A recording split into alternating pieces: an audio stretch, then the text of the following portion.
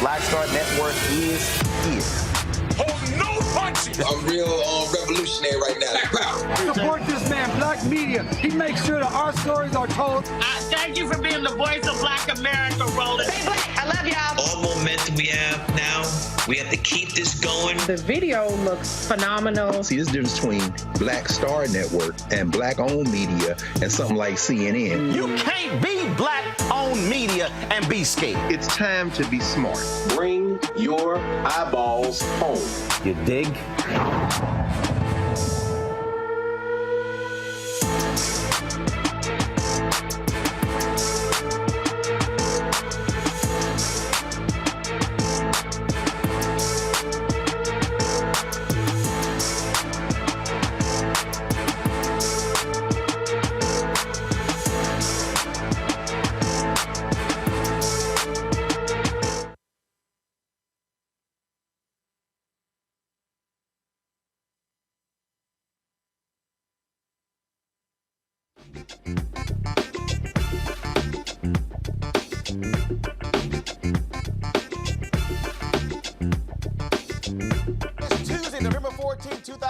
6:33 coming up on Roland Martin Unfiltered on the Black Star Network. This birthday edition for yours truly. We've got a great show for you. A lot of guests going to be coming through here, so we don't know who's popping through. Y'all know how we do it.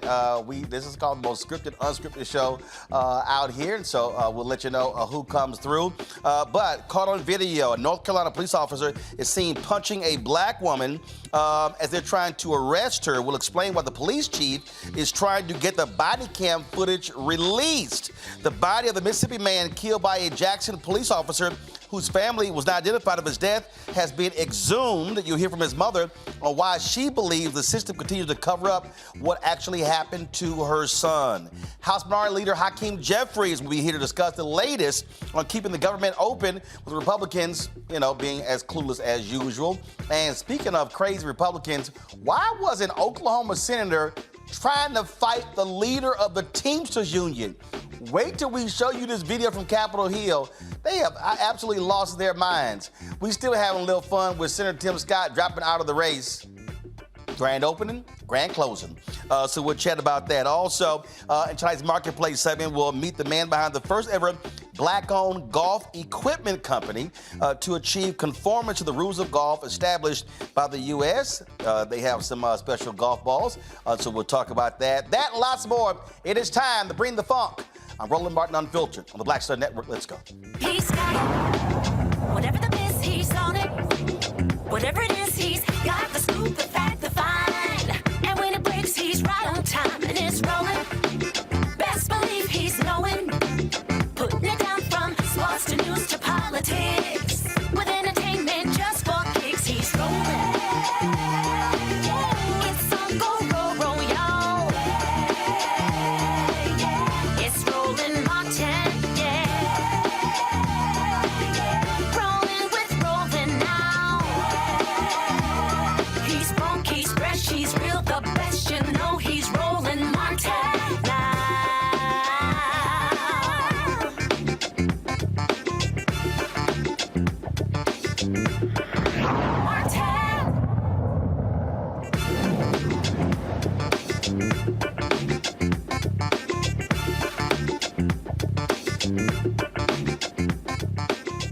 All right, I know some of y'all take off time on your birthday, but when you own it, you got to still work. So that's what we're doing here.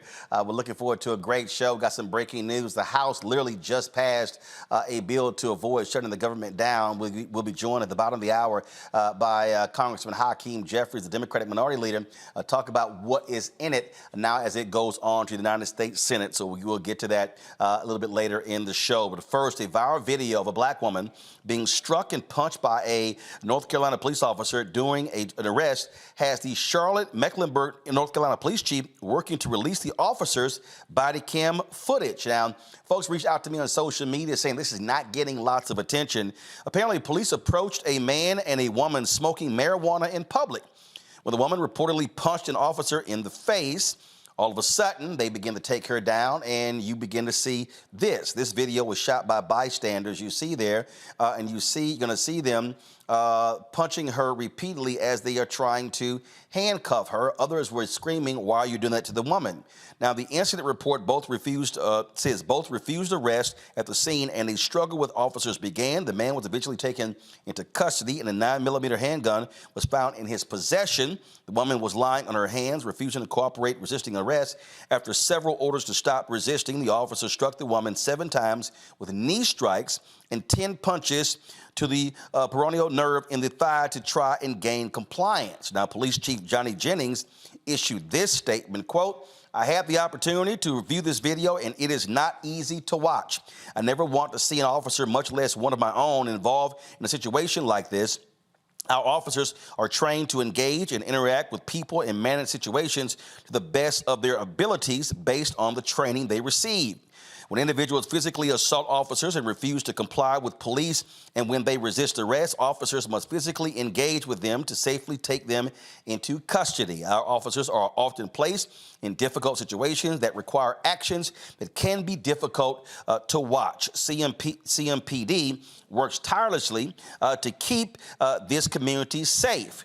I watched the body cam footage, folks, and this is what he said. "I watched the body cam camera footage and believe believe that it tells more of the story than what is circulating on social media. The public deserves to view this footage as well, but based on North Carolina state law. What, you already complaining? Oh, that's right, you belong to that little youth group. Yeah, you're an Omega, that's right. Michael Brown, former vice chair, DNC Finance Committee, and again, he couldn't get into Alpha, so he's complaining. And of course, Randy Bryant, DEI disruptor. Glad to have all three in studio. Normally they're here via Skype. Michael ain't been able to get his Skype together for about 6 months, so I don't know what. See, you've seen the Alpha to come by the house. See, we fixed that problem a long time ago. All right, let's talk about this here. So here's the deal. Somebody hit me on social media. They said, hey, this thing is not getting a lot of attention, and some light needs to be shown upon it. And here you have this police chief, Charlotte has had some issues, Michael, in the past. And this is an example, and I firmly believe this, where if you're police and if you know how social media operates, yeah, it is smart to say, hey, get this out as quickly as possible. Otherwise, we know how stories just grow and grow until you get the video out. And I think it was Memphis, if I'm not mistaken, one of those cities that really started to create, I think, the way police departments are supposed to do it, which is, as you just articulated, as quickly as possible, let the public see as much as possible, because the second you hide anything or keep it in the shadows or take too long, it starts to cause a little civic unrest. And so it's better to, and bring the community leaders in, make sure the family is comfortable. So I'm glad that Memphis started that, and hopefully people will continue it. But, you know, the problem is going to continue to exist until some of these laws are changed related to qualified immunity. Randy, I'm thinking back to, there was a case in Columbus, Ohio. This was 2 years ago, Makia Bryant. There was an altercation. She had stabbed someone, and she was about to stab another person when the cop shot her.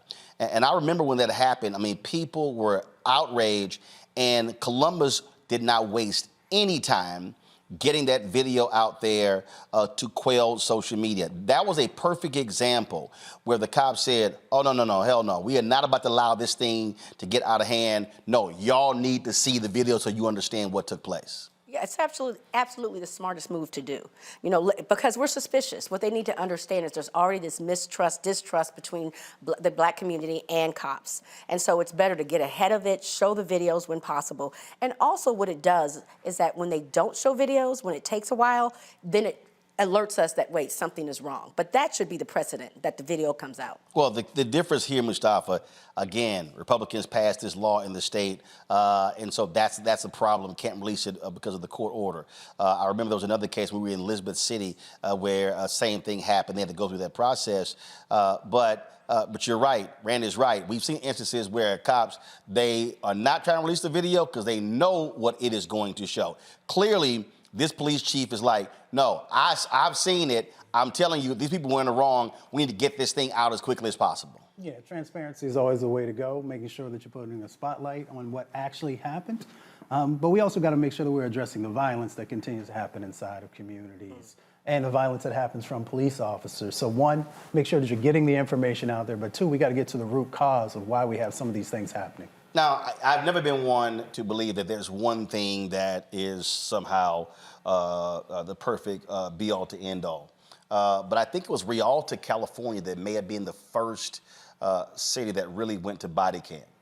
There was a group in California, I remember seeing it years ago in 2020, where they were actually following around town, following cops. They were shooting video of different stops. And so they moved to that, and what they showed is that was about a 70+% drop, not only in excessive force complaints, but also against cops as a result. And they said, hey, body cam footage helped the community and the cops. So if somebody said I got beat, then you're able to see the video. If somebody lied about getting beat, the video will show it. One of the things that President Biden did in the executive order when they couldn't get the George Floyd Justice Act passed, Michael, was make that a requirement for all federal law enforcement officers. And again, it's not perfect. It is not the be-all to end-all, but I absolutely believe anybody, any jurisdiction where folks are walking around with badges and guns should be wearing a body camera. Absolutely. And it all started, it's all been layered. It started with folks with their cell phones. As you used to point out, you wanted people to turn their cell phone the Yeah, proper I want way. them to shoot landscape and not vertical, so that way it fills the whole screen up. We got the black bars on the side, Correct. absolutely. Correct. And then it went to the body cam. But still, even with body cams, even with cell phones all over the place, we still see violence related to police officers and people of color. And black and brown people are still under the gun, even because we see some of the videos from the body cams when folks are doing things they're not supposed to be doing. So hopefully it's a start, but you're right, it's a helpful start. Well, one of the things, Randy, what I appreciate about the body cam, there have been several situations where cops were busted for stealing stuff and for planting drugs. And we only know that because of the dash cam video or because of the body cams. Oh, they've been caught in all sorts of ridiculous situations, which I actually appreciate. But what's interesting to me is that it shows how much their culture affects them, because they will oftentimes still conduct themselves poorly, even though they know that there's the body cam. I think they forget about it somehow and just carry on with their foolishness. Even the violence that we say, that would hold me back. If I knew I was being watched, right, that would hold me back. I think about when I was raising my kids and you're disciplining them. If I knew that the camera was watching me, you know, used to have Maury and stuff, I think I would have, like, held myself back. I wouldn't want them to say, boy, if you don't get your, you know, I would have, you know, monitored myself a bit. I don't think that would have had a damn bit. That wouldn't have affected my daddy at all. That wouldn't affect. He probably would turn the camera. See, I'm about to whoop his ass. Watch this. See, that's what would have happened there. But I do believe, I absolutely believe, Mustafa, that every law enforcement agency has to wear a body camera. Well, James Baldwin said, if I love you, I have to make you conscious of the things you don't see. So by making sure that we have those body cams, we're putting a spotlight on what's really going on so that folks can make the best choices for themselves. They can decide if they want to get engaged and advocate for more change to happen. But if we keep it in the shadows, then we're just taking the word of others. All right. And Susan, the next level of technology is that they cannot turn them off. Right. It should not be able to, they can just hit the switch. Yeah, because in some cases, we've seen it where the video is there, but the audio is not there. It has to be turned on. And I'm a firm believer. If you're a cop and you do not turn that camera, and audio on, you're automatically fired. I don't care. To me, you wouldn't walk out of that station without your gun or your taser, then you should not be walking out there to the public and not having that body camera on. All right, folks, hold on one second. We come back. I want to talk about this case out of Jackson, Mississippi, that is quite interesting. Black man hit by an off-duty cop. They don't tell the family that he was hit. Mom files a missing persons report, finds out months later that he was killed and was buried in a pauper's grave, where the body has been exhumed, and we'll discuss that next. Also, they passed a funding bill to keep the government open in the House. Well, what's in it? Republicans have been clueless so far. We're going to talk about it with members of Congress, including Minority Leader Hakeem Jefferies, will be joining us at the bottom of the hour. Folks, you're watching Roland Martin Unfiltered right here on the Black Star Network. Back in a moment. Happy 55th birthday, Roland. We love you, son. Yeah, your dad and I are very proud of you. You know, Grandma Betty always said double nickel. So happy double nickel birthday. This is a milestone. Can't believe that you're 55. And we decided to do a little bit something real quick, the last minute, to highlight from when you were little. You were always involved in something, you and your siblings. That's why I named you Roland, because you just keep on rolling. Yeah. When I was in labor, it was only 3.5 hours, and you were out, and that was it. So we just are very, very honored to be your parents. We're humbled to be your parents. And we just pray that the years to come where you will still continue to find favor with God, and we will always be praying for you.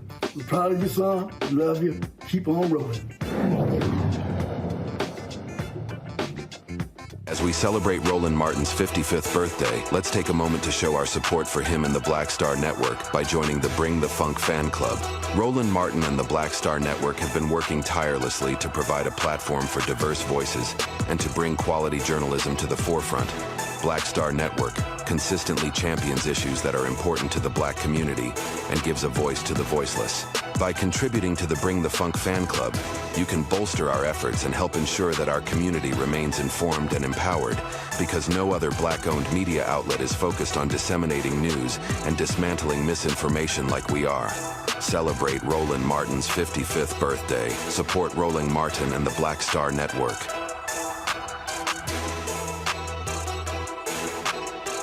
Happy birthday, Uncle Roro. Happy birthday. Happy birthday, big head man. Out of all my brother-in-laws named Roland, you're by far my favorite one.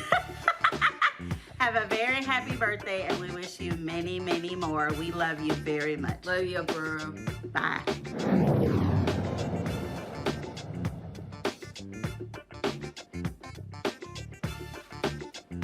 Body of a Mississippi man who was hit by an off-duty cop. Family never notified. The body has been exhumed by the family. Dexter's Wade family hired an independent medical examiner to perform the autopsy.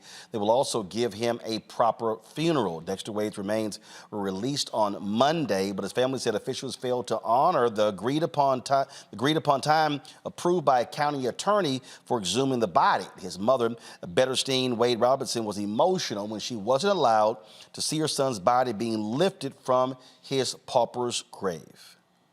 I'm so disappointed. I was disappointed from the day this started. I came to y'all for help. I came to y'all for that help that I needed. Y'all cover it up. Y'all did that. Kept telling me no, no, no. We don't know where he is. Then come to find out, in y'all department, somebody did this.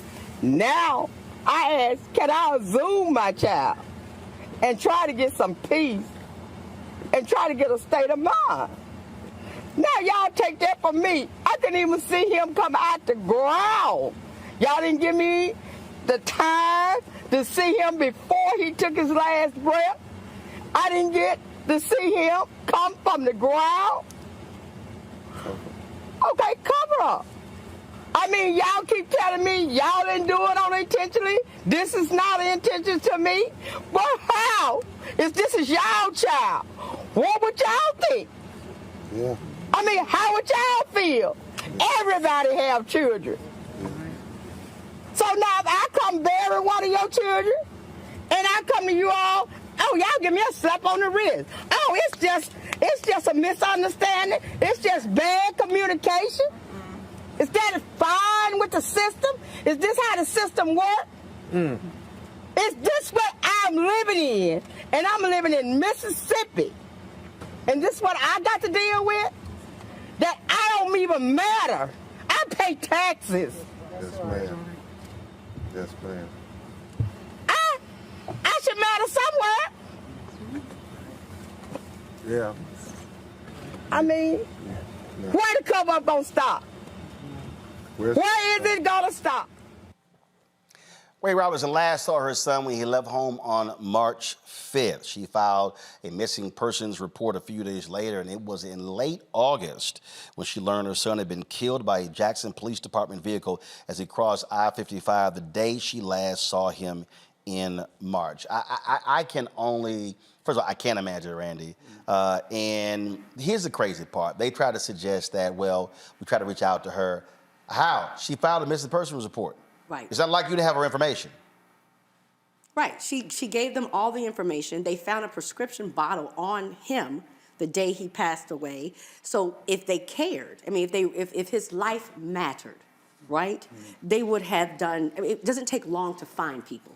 You know, like I said when we talked about this story before, my friends can find information on someone they're going on a date with in 15 minutes. It doesn't take long. So they certainly could have found his family's information, particularly because she had filed a missing report. So it shows that his life did not matter. For this family, Disgusting. Mustafa, it sends the signal that you were protecting one of your own by trying to cover this up. Exactly. You know, when we first went over this story, this is the first thing that popped into my mind. And then we continue to have these injustices that continue to pile up for this family time after time after time. A mother should never have to bury her child, which is one part. But the other part of it is that, you have the opportunity to finally do the right thing. And they continue to not do that. And they continue to just reopen these wounds that this mother has again and again and again.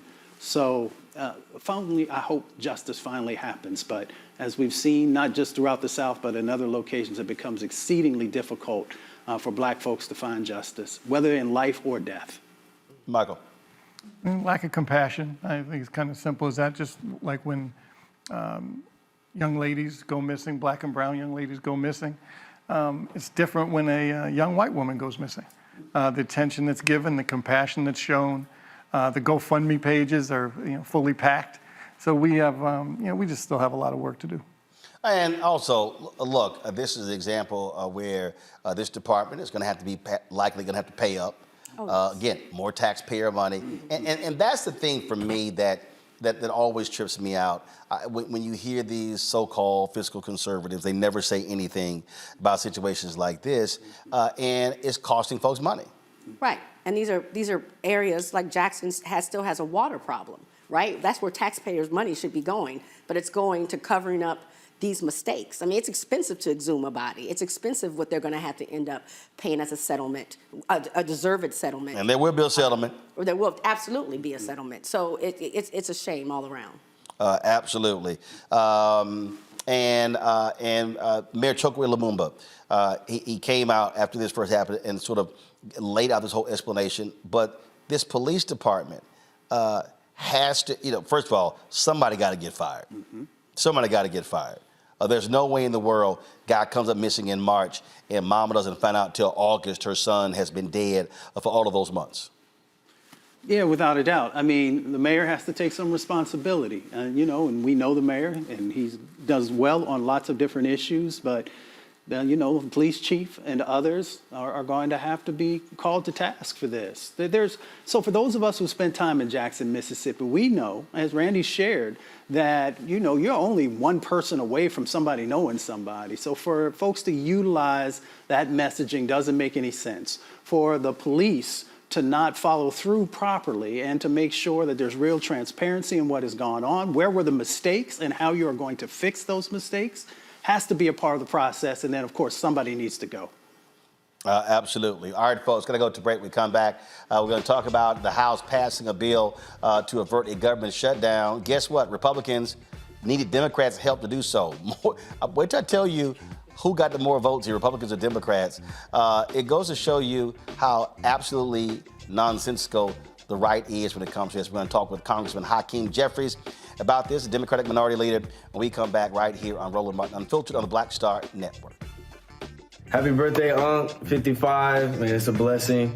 I remember ever since a kid, the WWE tournaments, it felt like just tackling and tickling. So that's a great memory that I have. But as we've grown up as young adults, I've seen you lead from the front for the family as well as for the culture. So that's been great. And you've been a great executioner and great man of action. So that's been a great thing to model myself after. Thank you for all that you've done for me and my brothers and sisters in that regard. So just celebrating you today.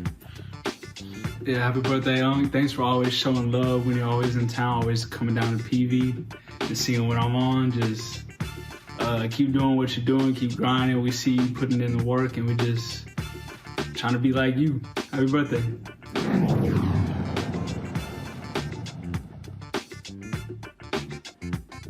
On the next Get Wealthy with me, Deborah Owens, America's Wealth Coach, inflation is on the rise.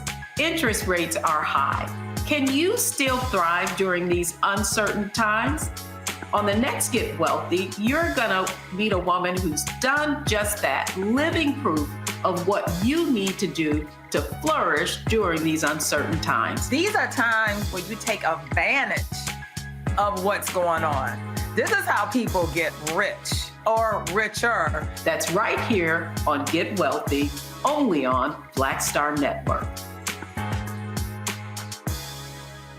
Hi, Hi, I'm Dr. Jackie Hood Martin, and I have a question for you. Ever feel as if your life is teetering and the weight and pressure of the world is consistently on your shoulders? Well, let me tell you, living a balanced life isn't easy. Join me each Tuesday on Black Star Network for A Balanced Life with Dr. Jackie.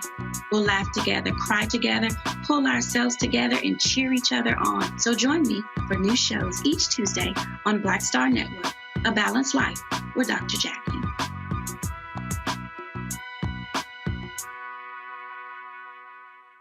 Hey, Aurora's Faith. Just wanted to wish you a very, very, very happy birthday from your favorite and most beautiful and smartest niece. Yeah, love you so much. Bye.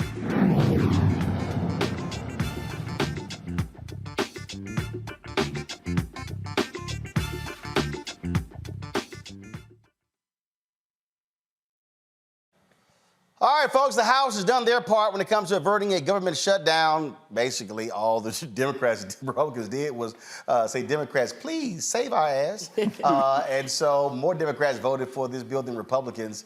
And so joining us right now is a Democratic leader, a House Minority Leader, Congressman Hakeem Jefferies. So I got my alpha brother over here, Mustafa. We got Omega in the house, Michael Brown, Congresswoman Jasmine Crockett. I'm one of her constituents, Congressman Jeffries. She's a what you a Delta? I'm going to say don't do it. Okay, you're a Delta. And what you Randy? You AK? AKA. All right, so we almost got the Divine Nine up in here, Congressman Jeffries. Don't leave the leader out, though. I know that. I said he a Kappa. Roland knows I'm bringing the crimson and cream to the scene.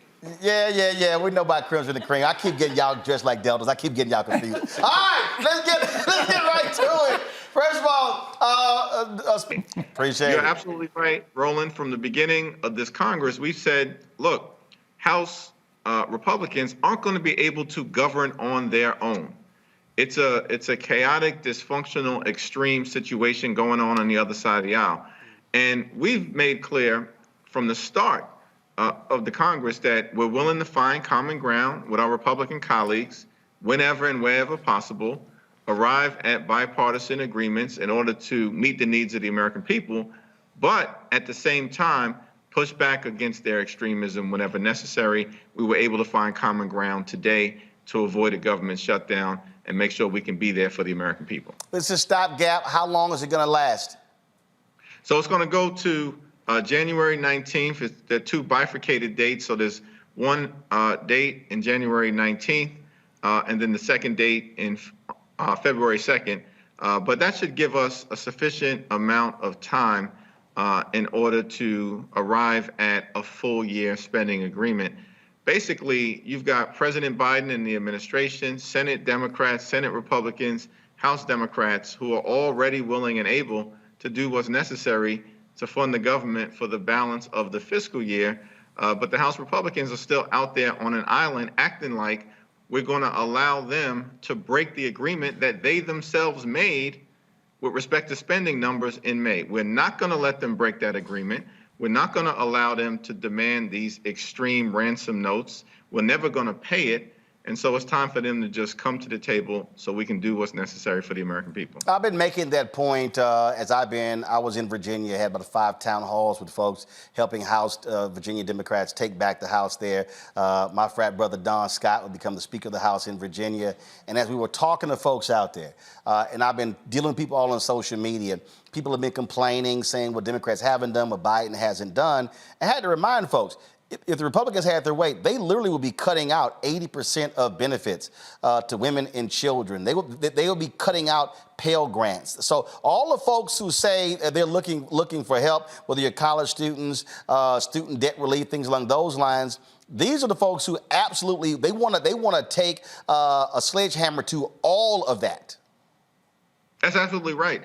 In terms of funding the government at this particular point in time, we had to draw a line in the sand and say that we'll work with them on passing a continuing resolution, but there will absolutely be no cuts. They wanted to cut Social Security and Medicare and Medicaid and support for women, infants, and children and nutritional assistance, cut Pell Grants, cut support for affordable housing across the board. And we said, no, not a single cut is acceptable to us. We held the line. Jasmine Crockett, others held the line, and as a result, we were able to pass a continuing resolution at the current fiscal year spending levels with not a single cut and not a single right-wing policy rider to do things like undermine diversity, equity, and inclusion programs, which are designed just to make sure African Americans and others have a fair shot in America. You see what the polls are saying when it comes to the re-election chances of President Biden, Vice President Kamala Harris. There are a lot of people who are frustrated. They say the economy is not doing well. You see what a lot of African Americans, people saying, I might sit the election out. You know, I've been really laying out that I think one of the fundamental problems for Democrats, for me, they are not properly articulating what has been accomplished. There are things that people are crediting Donald Trump with when he was there that Democrats actually got done.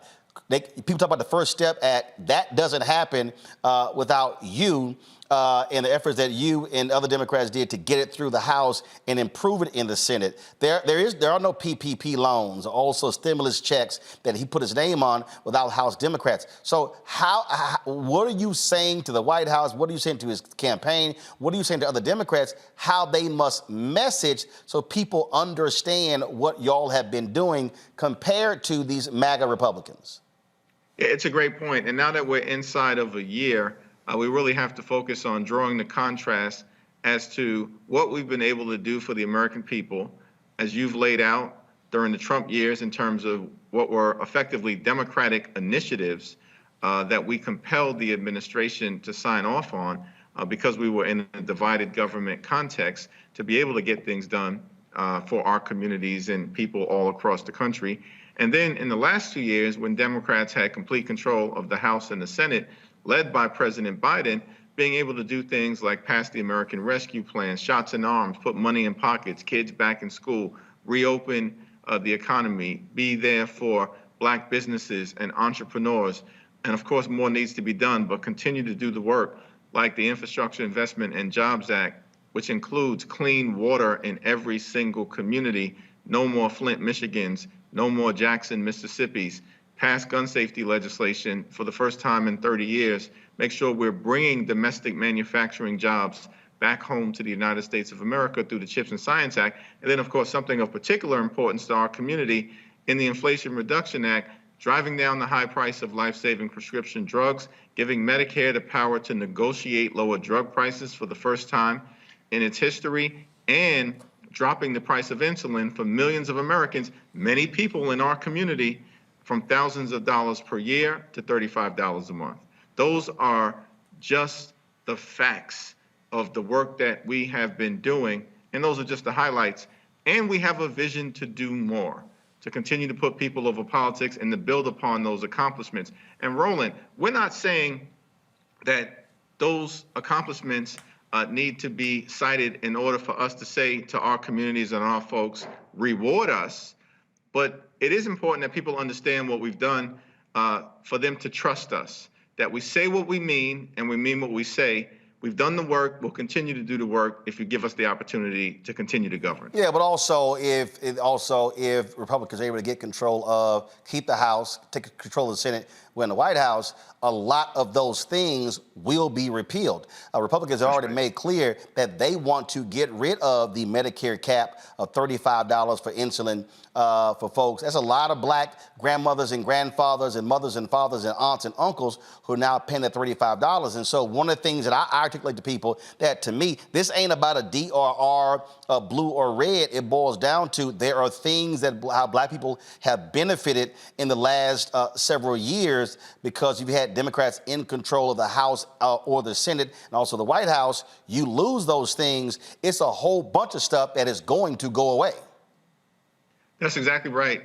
The stakes are high in terms of what's been done and what can be taken away if the extreme MAGA Republicans are able to be put back into power.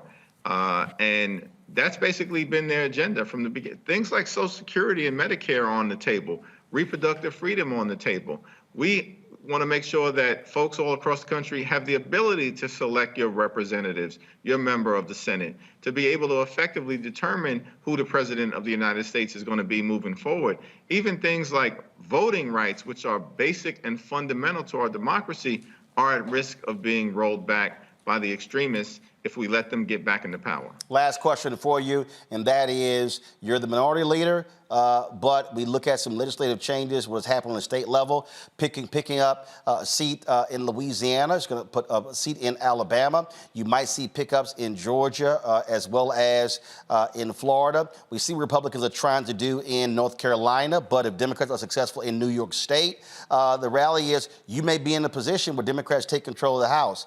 Like I said, I spent time in Virginia, and one of the things that Democratic Minority Leader Don Scott said, he said, we needed to go to places, go into communities, not just rely on strategists and rely on television, and really be seating the ground talking to people. I've said consistently that if Democrats have any shot next year, they got to spend the first 6 months on what I call an education and enlightenment tour, as opposed to saying, hey, vote, vote, vote.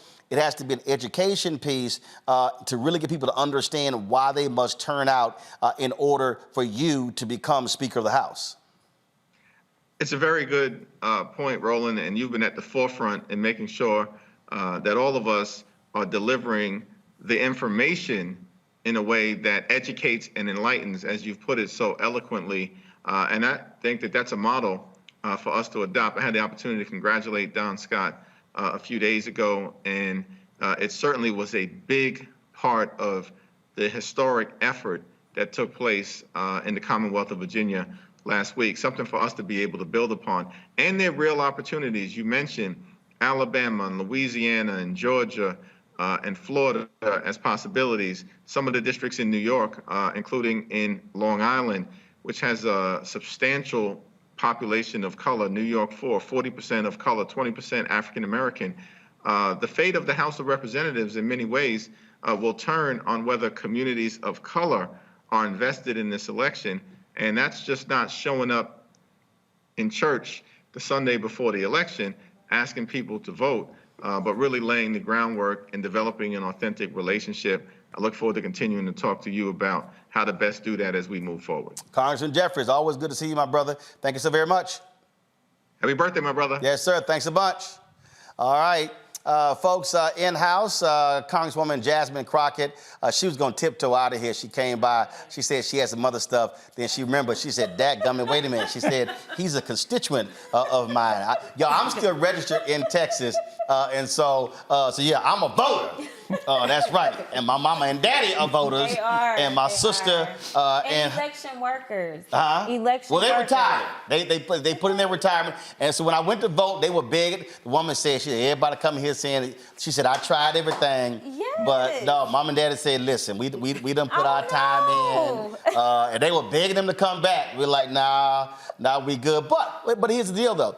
What Republicans did in Texas drove a lot of people out with the crazy laws they passed, allowing for these MAGA people to be able to look over your shoulder and stuff like that. That's why I wanted to highlight their service, because we know that there's been a push not only in Texas, but throughout the country.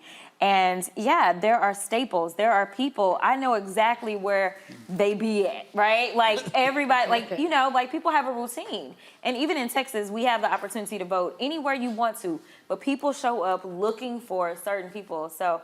Oh, when I went to vote last Tuesday, the woman said, everybody been coming here asking for your mom and daddy. She's like, I tell them, I tried to get them to come back. I tried. Yeah. So they like retire, but they gonna be doing something. Yeah. In fact, I guess what the school district had a proposition. And my mama, she was working on it. I said, woman, you don't believe in no retirement. So she's like, she gonna be doing something.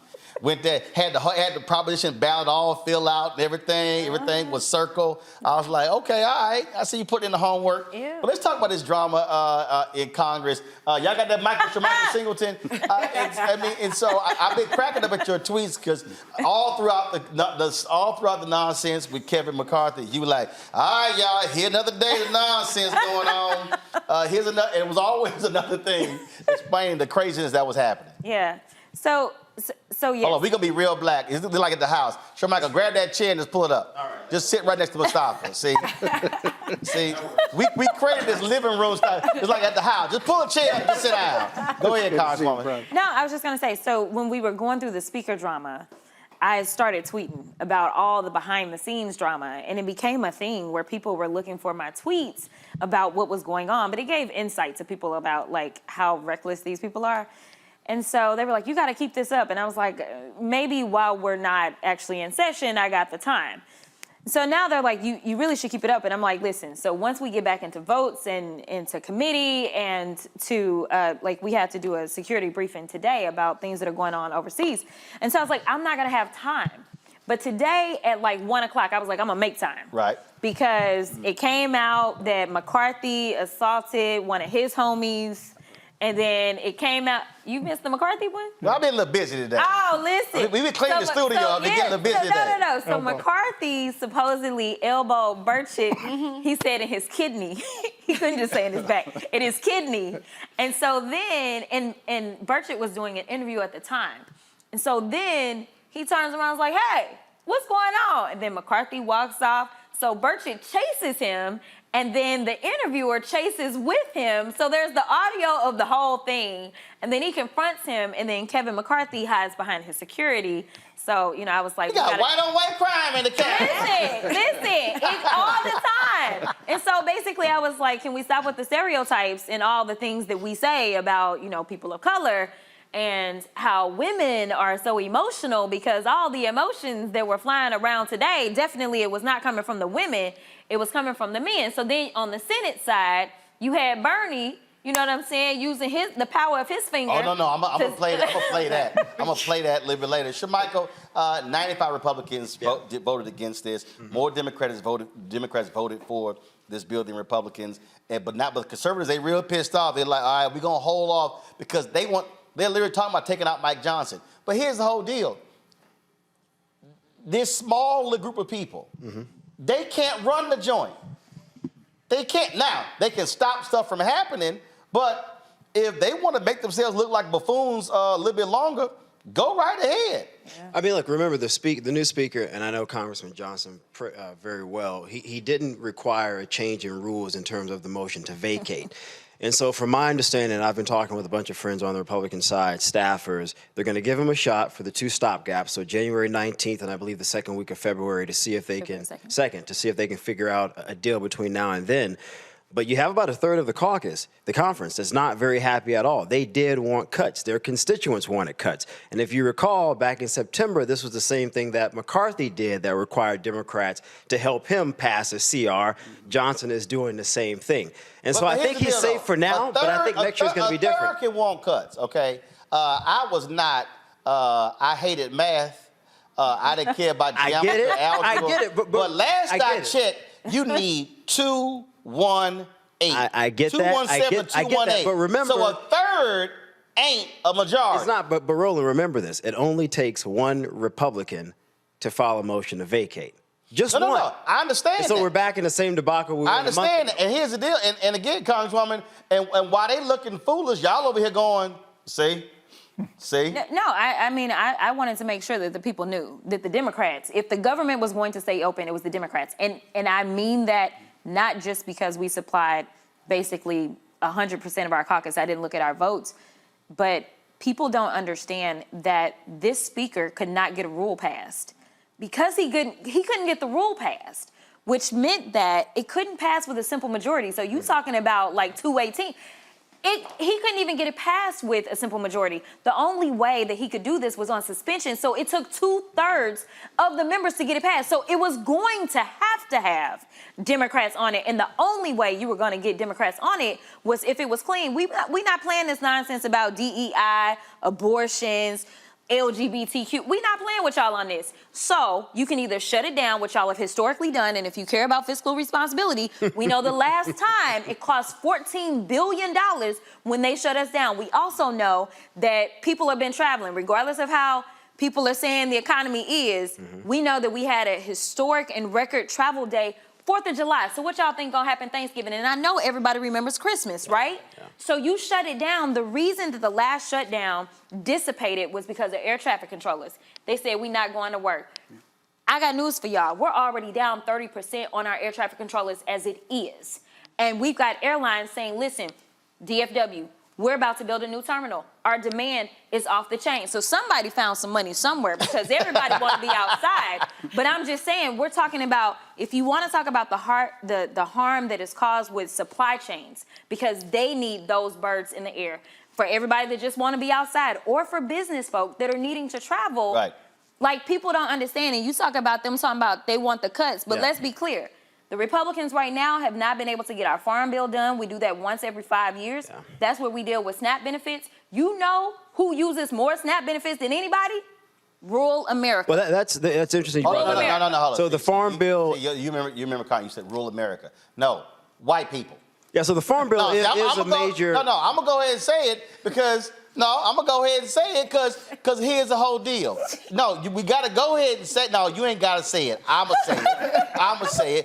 A lot of broke white people, okay? There's a lot of broke white people, okay, who need them damn SNAP benefits. Can I say, though, to the $1 trillion farm bill, which is a big bill, I mean, there are some economic concerns that I think Republicans and Democrats are going to have to figure out in terms of long-term spending, such as? Not just a continuation of government. So the Treasury just had their sale of Treasury notes, I think yesterday. It did not go very well at all for the first time in decades. And so for people who don't understand that, in order for us to have more debt, you have to sell notes to investors, domestic investors, foreign investors. Most of those folks aren't buying those notes because they're concerned about the fiscal health of the country.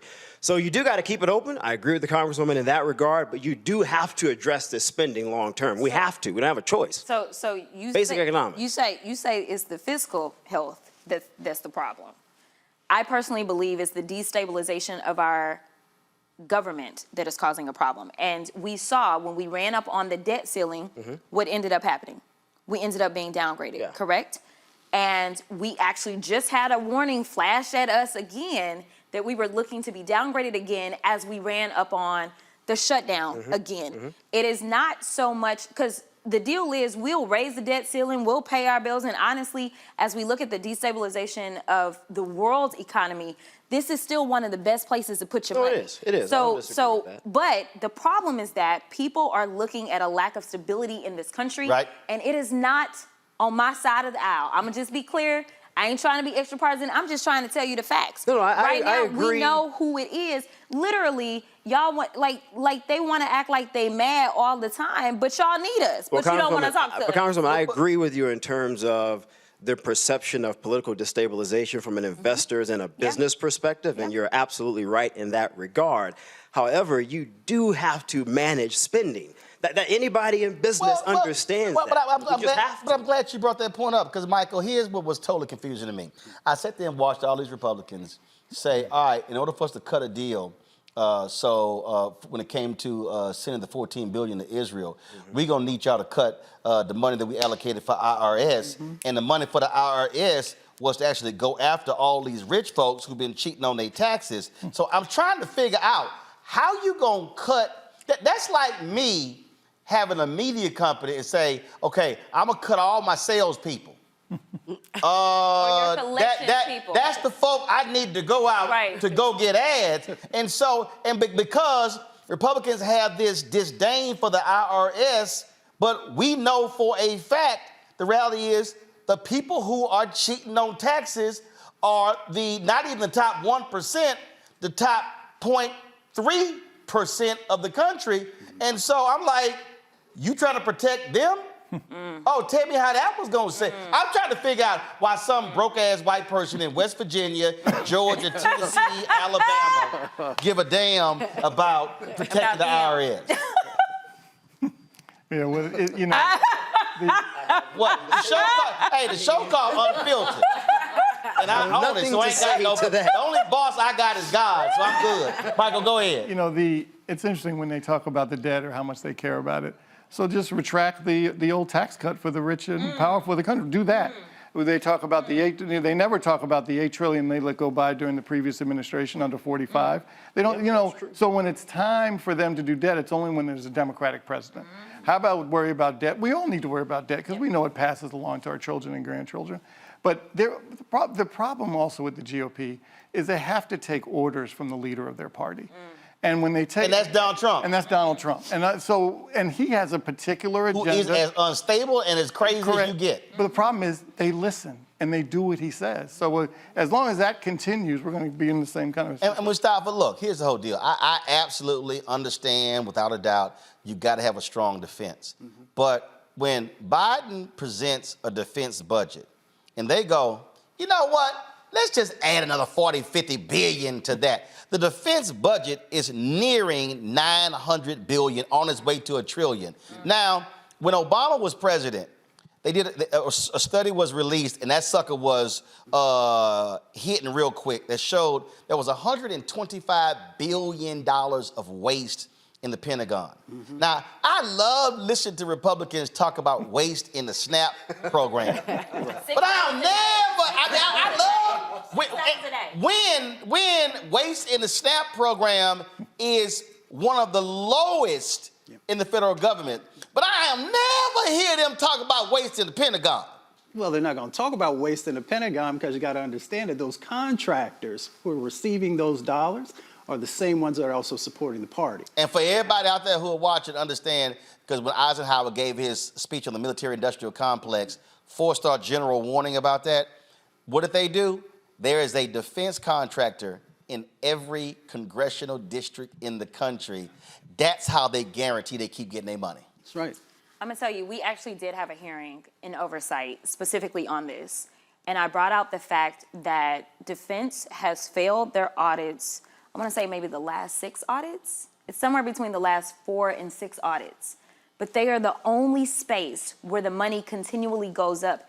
And even in the debt ceiling deal that was made, we had a hearing about it. They keep failing the audit? They keep failing the audits. Yeah, they can't account for the money. She's right. They can't account for the money. No, how the hell you can't account for money? They can't. Seriously, they really can't. No, literally. So. Congresswoman is there. That's like my daddy. That's making it up. That's like my daddy giving me $100, and he go, "You back for more money? What happened to the 100 I gave you?" Am I wrong? I spent 20 of it, but I can't find the 80. But give me another couple of hundred. So my dad be like, "They go sit your ass down." You're correct, and that was my attitude, because I was like, since we want to do cutting, so here we go. We got a good space to cut. But most people don't realize, and the way that I describe it, in the debt ceiling deal, the agreement that was made that they're trying to renege on was that we would keep spending levels at 23 spending levels, FY23, right? For FY24, okay? The difference is, let's say we had $10 total that we spent in 23. Let's say $6 went to defense and $4 went to non-defense, all right? We kept the top number of $10 at the same, but then they were like, well, we're gonna take defense up to 7, non-defense going down to 3, so that means non-defense is still going to suffer cuts. So actually, the great part about the fact that we passed this and we keep doing the CRs, everything's kept at the 23 levels. So we were supposed to be done on September 30th, but now those cuts to non-defense, we're not feeling them at the moment. So I'm like, we can keep doing these CRs because we're not. Discretionary and non-discretionary in terms of maintaining so fiscal 2023 that's when levels? I'm just curious. I'm not sure. Okay, fair enough, fair enough. But I will tell you that we're technically higher on the things that people care about right now, because everything is supposed to shift. So even if they follow the agreement, is going to mean more cuts to the things that we care about versus cutting defense. And I'm just like, you're right. Do not try to balance the budget on the backs of people that are getting $6 a day when we know that inflation has made. And let's be real clear. Can't nobody eat on that. And let's be real clear. If you freeze defense, they still getting $840 billion. They are. And let's just, I love this, we running out of bullets and all this sort of stuff. I ain't trying to hear all that bullshit. I mean, bottom line is we know the game that's been played here. And I'm sorry, it should not be like you dogging Jesus and MLK if you say, no, let's stop spending more money on defense. Yeah. But when we spend more money than the next 10, 12 countries combined, that is absolutely insane. And ain't nobody in the Pentagon going broke. Okay? You know, Roland, it's really politically, I mean, even the president has talked about this a little bit in the past. It's kind of hard to make that argument considering the international conflicts. You look at China. No, it ain't hard. Wait, hear me out first. But hear me out first, though. But hear me out first. I understand, but I'm saying in terms of the articulation from the White House. I'll give you a home example. Go ahead. Again, Daddy gave me 100. I get the example, Roland. I spent 20.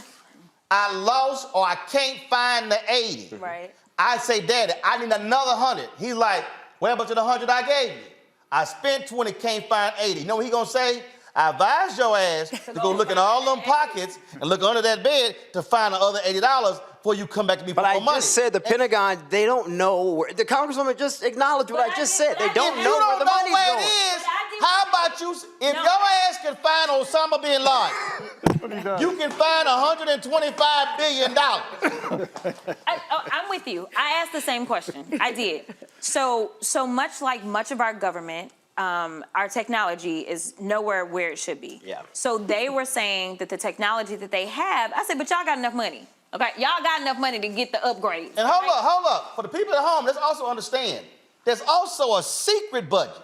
Right. Yeah, the black budget. Yeah. That y'all don't even know what's in it. Yeah. That just get approved. Well, correct. But this was my deal. I said, and I was on them, because I'm like, this is ridiculous, because I'm having a fight for SNAP benefits for my constituents, and y'all over here playing games. Literally, I think one of the audits said they were spending something like $10,000 for toilets or something, and it was something that was supposed to only cost $300. We were paying $10,000, whatever it was. I don't remember if it was toilets or whatever. But long story short, I said, okay, so I understand you on the technology, and I was like, if you were to get rid of all of your technology and upgrade everything, how long would that take? Oh, I'm not sure. Okay, I need somebody to give me some answers. It would take years, but here's the deal. We already years behind, and I would rather you take the time and get on this instead of coming back, getting more money. And here's why it's gonna take years, because the defense contractor is gonna say, oh, y'all keep wanting this and this. The defense contractors put in overages in their proposal. They do, but we are also behind in terms of certain military technology compared to China. That's a fact, Roland. That's a fact. It's not my opinion. First of all, let me explain something to you. Again, go ahead. On this whole, we behind, we can't find, and all this sort of stuff like this here. Again, this is just real basic to anybody out here. No. It's real basic. Any defense contractor, you bring this shit in late, you're getting hit with a penalty. No. They put the overages in the budget. No, I understand. Well, we know they're gonna be late, so we're gonna tack on by 28% to the overall number. So I know it's supposed to cost us $38 billion, but what the hell? It's really gonna cost us about $42 billion because y'all gonna be late. No, where I come from, you deliver some shit late to me, I'm getting a cut. That's only fair. The government goes, no, we gonna give you a raise. Only in certain situations. Right. So when it comes to these contractors that are in the space that we're talking about, we give them all kinds of leeway. But if you are someone who is a different type of contractor around transportation issues or environmental issues, you are held to a different standard. And for the folks who are watching who actually get community grants, if you don't have everything in alignment, and once they do that audit on you, and if you don't meet the letter of what you were supposed to accomplish, you can go onto a list and never get another government grant or cooperation. So when you say it's hard for the president, no, it's not. President Biden should say to all defense contractors, if your ass late, we ain't paying because you late. I understand and every person at home gonna go, I get that point. Roland, I get that point. But again, my point is, considering the missile technology that China currently has, they're ahead of us probably about 5 years right now. This is really serious stuff. And we do need to balance the budget. $125 billion. We do need to balance the budget. It's not going to happen in one fiscal year. And so in terms of cutting or freezing the budget, I just don't think that's realistic. It's real simple. If you got the $125 billion, your ass can go find $125 billion. Roland, it's easier said than done. Hold up. All this, we can't find it. We talking about $125 billion. I understand. $125 billion. No. Roland, I know the amount of money we're talking about. $125 billion. I get the amount of money we're talking about. That ain't like I I lost a $5 bill. No, Roland, I get that. But if you ask the Pentagon, which the Pentagon, and I saw that hearing that you guys had, they have said that they're trying to modernize to it's $125 for the expenses. billion. Roland, that just it's easy to say that, but we don't know where it's at. So we can keep saying that, but we don't know where it's at. So I mean, here's the problem. Here's the problem. I worked on Capitol Hill in 2007 and 2008, and these are the exact same things that folks were sharing at that time. That's my point. So Randy, we just got. Can you name me a CEO in America? Right. If he went to the board of directors and said, "Say y'all, we can't find $3 billion. Right. We don't know where it went." Michael, can you name me a campaign in America if they said, "Hey, Michael, I know you raised $50 million for the campaign, bro. We can't find 7 of it. We don't even know where it went." What's gonna happen? Going on vacation for a little bit. That's all I'm saying. That CEO is gone, but again, I mean, I think the Congresswoman's ultimate point. $125 billion. Let me speak. I think the Congresswoman's point was clear in terms of trying to get the Pentagon to eventually balance its budget. But that's not going to happen overnight. Follow me here. Okay, President Biden has forgiven $127 billion in student debt. They ass can't find $125 billion. Roland, I'm not disagreeing. That's with the literally. Point. I'm not disagreeing with the point. But for people who are watching this, though, I just don't want this idea that this is just as simple as, oh, tomorrow they found the money. It's not. I've worked in the government. I was a presidential appointee. It's not that freaking simple. Which is why, to the Congresswoman's point, the demand should be that when they have to modernize. Correct. Roland, the technology is behind, man. I'm not making this up. I'm telling you right now, behind. I'm going to a break, but I can guarantee you, it's some black mamas and some black daddies who have balanced the hell out of a checkbook. Send them to the Pentagon. See, I'm telling you right now, I guarantee you, I can march 100 black mamas and daddies into the Pentagon. We'll find the money. And the opening meeting's gonna be like, everybody getting their ass whooped if we don't find it $125 billion. I'm telling you, hold on, like, damn your modernization. I'm gonna go all the way old school. It's a bunch, somebody getting their ass whooped until we find $125 billion. In a week. I'm in support of that. 50 billion gonna show up. I'm in support of that. In a week. I'm just letting you know. Get them there, Roland. I'm just letting you know. Secretary Lloyd Austin, Michael, your frat brother, my Boulay brother, I will go find 100 black moms. They can balance a checkbook like you ain't seen nothing. We can go find $125 billion. I'm just saying. All right, y'all, I gotta go to a break. We'll be right back. Congressman Jackson Crockett, we appreciate you joining us on the show, breaking down what's happening with the crazies in there. Shamika, thanks so much as well. You're watching Roland Martin Unfiltered on the Black Star Network. Don't forget to support us in what we do. Join our Bring the Funk fan club. Y'all, ain't no other show like this. It ain't on CNN, Fox, ABC, NBC, CBS. It ain't on MSNBC. You know, Shamika know damn well that ain't none of these other shows. He be on all these networks, and they boring as hell, ain't no color, and ain't none of them got black art. None of them. So they studio don't even look like this here. That's true. So if y'all want to support us in what we do, and y'all think I'm lying, Anthony, put the camera on the other set. I told y'all we sitting here. It's a birthday. We got guests coming in. So what's your name, baby? Y'all, Cynthia back over there. Cynthia behind the bar. I don't even drink, but I pay for all that. So y'all better drink this up. So we gonna have a party here. Anthony, leave it on Cynthia. What you doing? What are you doing? Turn the camera back. You over here? Think he playing a video game. All right. Send your check and money order. P.O. Box 57196, Washington, D.C. 20037-0196. Cash App, $RM Unfiltered. PayPal, R Martin Unfiltered. Venmo is RM Unfiltered. Zelle, Roland at RolandSMartin.com. Roland at RolandMartinUnfiltered.com. Be sure to download the Black Star Network app. Of course, on all platforms, Apple phone, Android phone, Apple TV, Android TV, Roku, Amazon Fire TV, Xbox One, Samsung Smart TV. You can also watch a 24-hour streaming channel on the various platforms. Amazon News, go to Amazon Fire, check out Amazon News. Also, tell Alexa to play news from the Black Star Network. You can also catch us on Plex TV, Amazon Freevee, Amazon Prime Video. We'll be right back. Hey there, we just wanted to wish you, my big brother, a very, very happy birthday. Happy birthday. November 14th. We're just sending you blessings and good wishes for another year and just praying God's best over you. Absolutely. Hoping everything goes well for you, and I know that Jack's got big plans for you, so happy to hear about that after it's all done, and just want you to know we love you and we're proud of you and look forward to connecting with you soon. Take care. We love you. Celebrate well.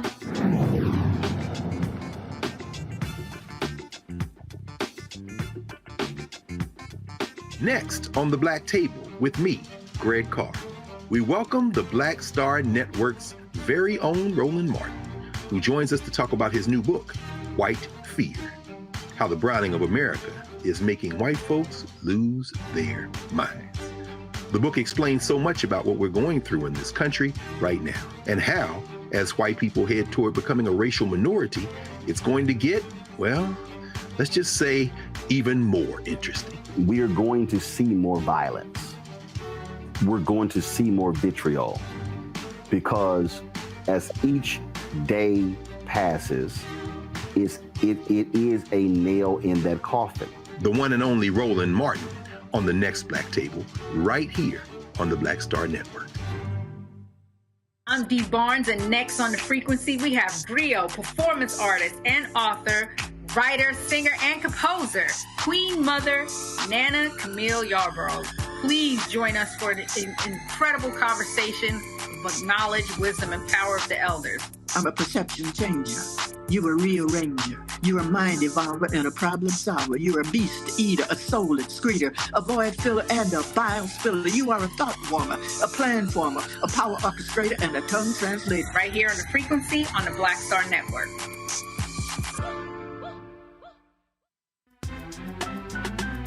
I'm Faraji Muhammad, live from LA.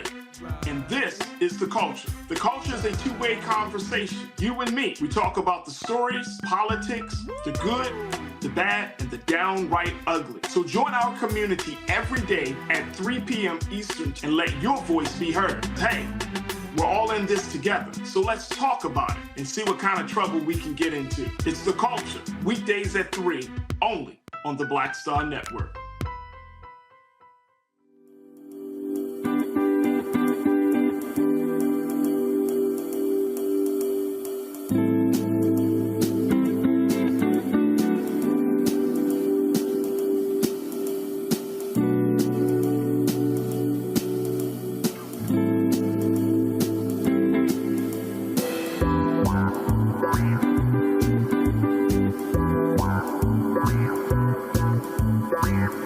Hatred on the streets, a horrific scene, a white nationalist rally that descended into deadly violence.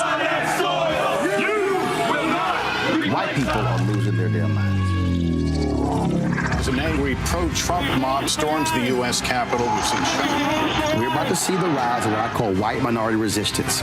We have seen white folks in this country who simply cannot tolerate black folks voting. I think what we're seeing is the inevitable result of violent denial. This is part of American history. Every time that people of color have made progress, whether real or symbolic, there has been what Carol Anderson at Emory University calls white rage as a backlash. This is the rise of the Proud Boys and the Boogaloo Boys. America, there's going to be more of this. Here's all the Proud Boys, guys. This country is getting increasingly racist in its behaviors and its attitudes because of the fear of white people. The fear that they're taking our jobs, they're taking our resources, they're taking our women. This is white fear.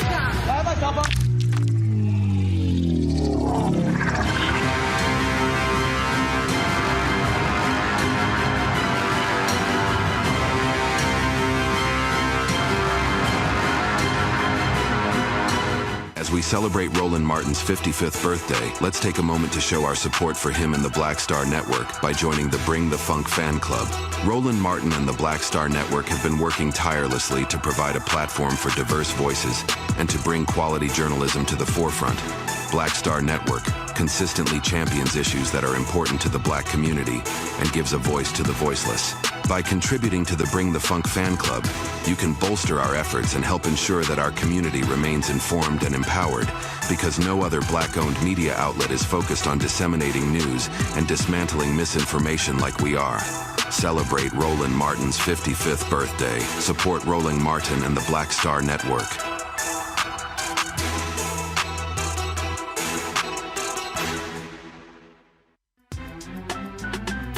I'm Faraji Muhammad, live from LA. And this is The Culture. The Culture is a two-way conversation. You and me. We talk about the stories, politics, the good, the bad, and the downright ugly. So join our community every day at 3 p.m. Eastern and let your voice be heard. Hey, we're all in this together. So let's talk about it and see what kind of trouble we can get into. It's The Culture.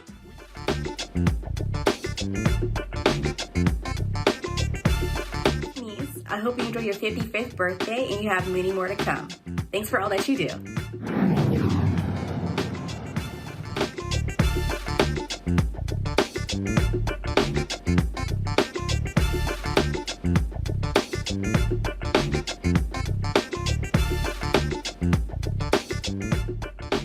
All right, y'all, welcome back to Roland Martin Unfiltered on the Black Star Network. Yeah, Shamichael and Michael over there, this ain't last call. So they over there getting them a drink. It is my 55th birthday, and so we decided to have folks in studio. And y'all understand, this was not planned. I told Carol on Thursday, I was like, oh, you know what? I said, let's have some panelists in the studio. Then I went, oh, yeah, why don't you invite some other contributors by? Then I was like, you know what the hell? Just sit them down over there. I said, call the caterer. Then I was like, I hit Lindsay. I was like, you know, Lindsay, I need a bartender. And so we got all that together, and then sent people graphics. They were like, well, I needed more advance. I was like, listen, we don't give you more advance, okay? Just damn it, bring your ass up. Like, I grew up, we had get-togethers all the time. So I don't know what's up to people in D.C. They got to have like a week and 2 weeks and, you know, all that official bullshit. But anyway, come on, Michael. Come on, sit down with your drink. You come on, because ain't no damn Sprite. Y'all know damn well. I know ain't no Sprite in Michael's deal. The damn well. Watches your show. This about to be hashtag Club Brown Liquor. All right, y'all. So y'all heard about the little fight between McCarthy and the other dude, but I gotta play this one first, y'all. That is, somebody sent me this video. So there was a hearing today in the Senate, and you had a Republican senator from Oklahoma who was not happy with my man who leads the Teamsters, and it almost got a little physical. Roll it. Like he's self-made. Sir, I wish he was in the truck with me when I was building my plumbing company. Myself and my wife was running the office because I sure remember working pretty hard and long hours. Pretends like he's self-made. What a clown. Fraud. Always has been, always will be. Quit the tough guy act in these Senate hearings. You know where to find me. Any place, anytime, cowboy. Sir, this is a time, this is a place. If you want to run your mouth, we can be two consenting adults. We can finish it here. Okay, that's fine. Perfect. You want to do it now? I'd love to do it right now. Well, stand your butt up then. You stand your butt up. Oh, hold on. Oh, stop it. Is that your solution? Hold it. No, sit down. Sit down. Okay. You know, you're a United States Senator. Sit down. Actively. Oh, okay. Sit down, please. All right. Can I respond? Hold it. If we can, no, I have the mic. I'm sorry. This is hold what it. he said. You'll have your time. Okay. Can I respond? Oh, no, you can't. This is a hearing. Oh, hell yeah. I don't know about y'all, but I got my money on the Teamsters, homeboy. I mean, he was like, yeah, stand your ass up. I loved it. Avis DeWeaver joins us. I'm like, shit, Bernie should have said, well, go ahead, y'all go ahead and make it do what it do. White on white violence. I just, you know, what in the world is going on these days? The thuggery. I mean, it's just the ghetto. I mean, No, I want to know where their daddy's at. Yeah, that's what I want. You know, every time some black people do something, where their daddy's at? Where their daddy's at, Michael? Well, supposedly the senator's a former MMA fighter. He is. He's actually really good, too. Mm-hmm. He's good. Yeah, so he might be that would have been interesting. Not against the Teamsters. That other dude, president of the Teamsters. He would have pulled They that don't give a lead. damn about no MMA rules. I just want to let you know. I got my money. Who you got your money on, Mustafa? The Republican Senate or the Teamsters? The Teamsters. Randy? I don't know, but I would pay to see it. That's what I will say. It would be good. It would be good. It would be good. I'm going Teamsters. Yeah, I'm definitely going Teamsters, and they will never find the Republican ever again. You know what? When you put it that way, I might want to change my vote. It's true. All right, so you heard Congresswoman Crockett talking about Kevin McCarthy and this other Republican getting into a little fight. Y'all roll that. Sorry, Kevin, didn't mean to elbow. Why'd you elbow me in the back, Kevin? Oh, no, I felt so bad. Hey, Kevin, you got any guts? Jerk. Has he done that before? No. Huh. That's a new move. Talk to him.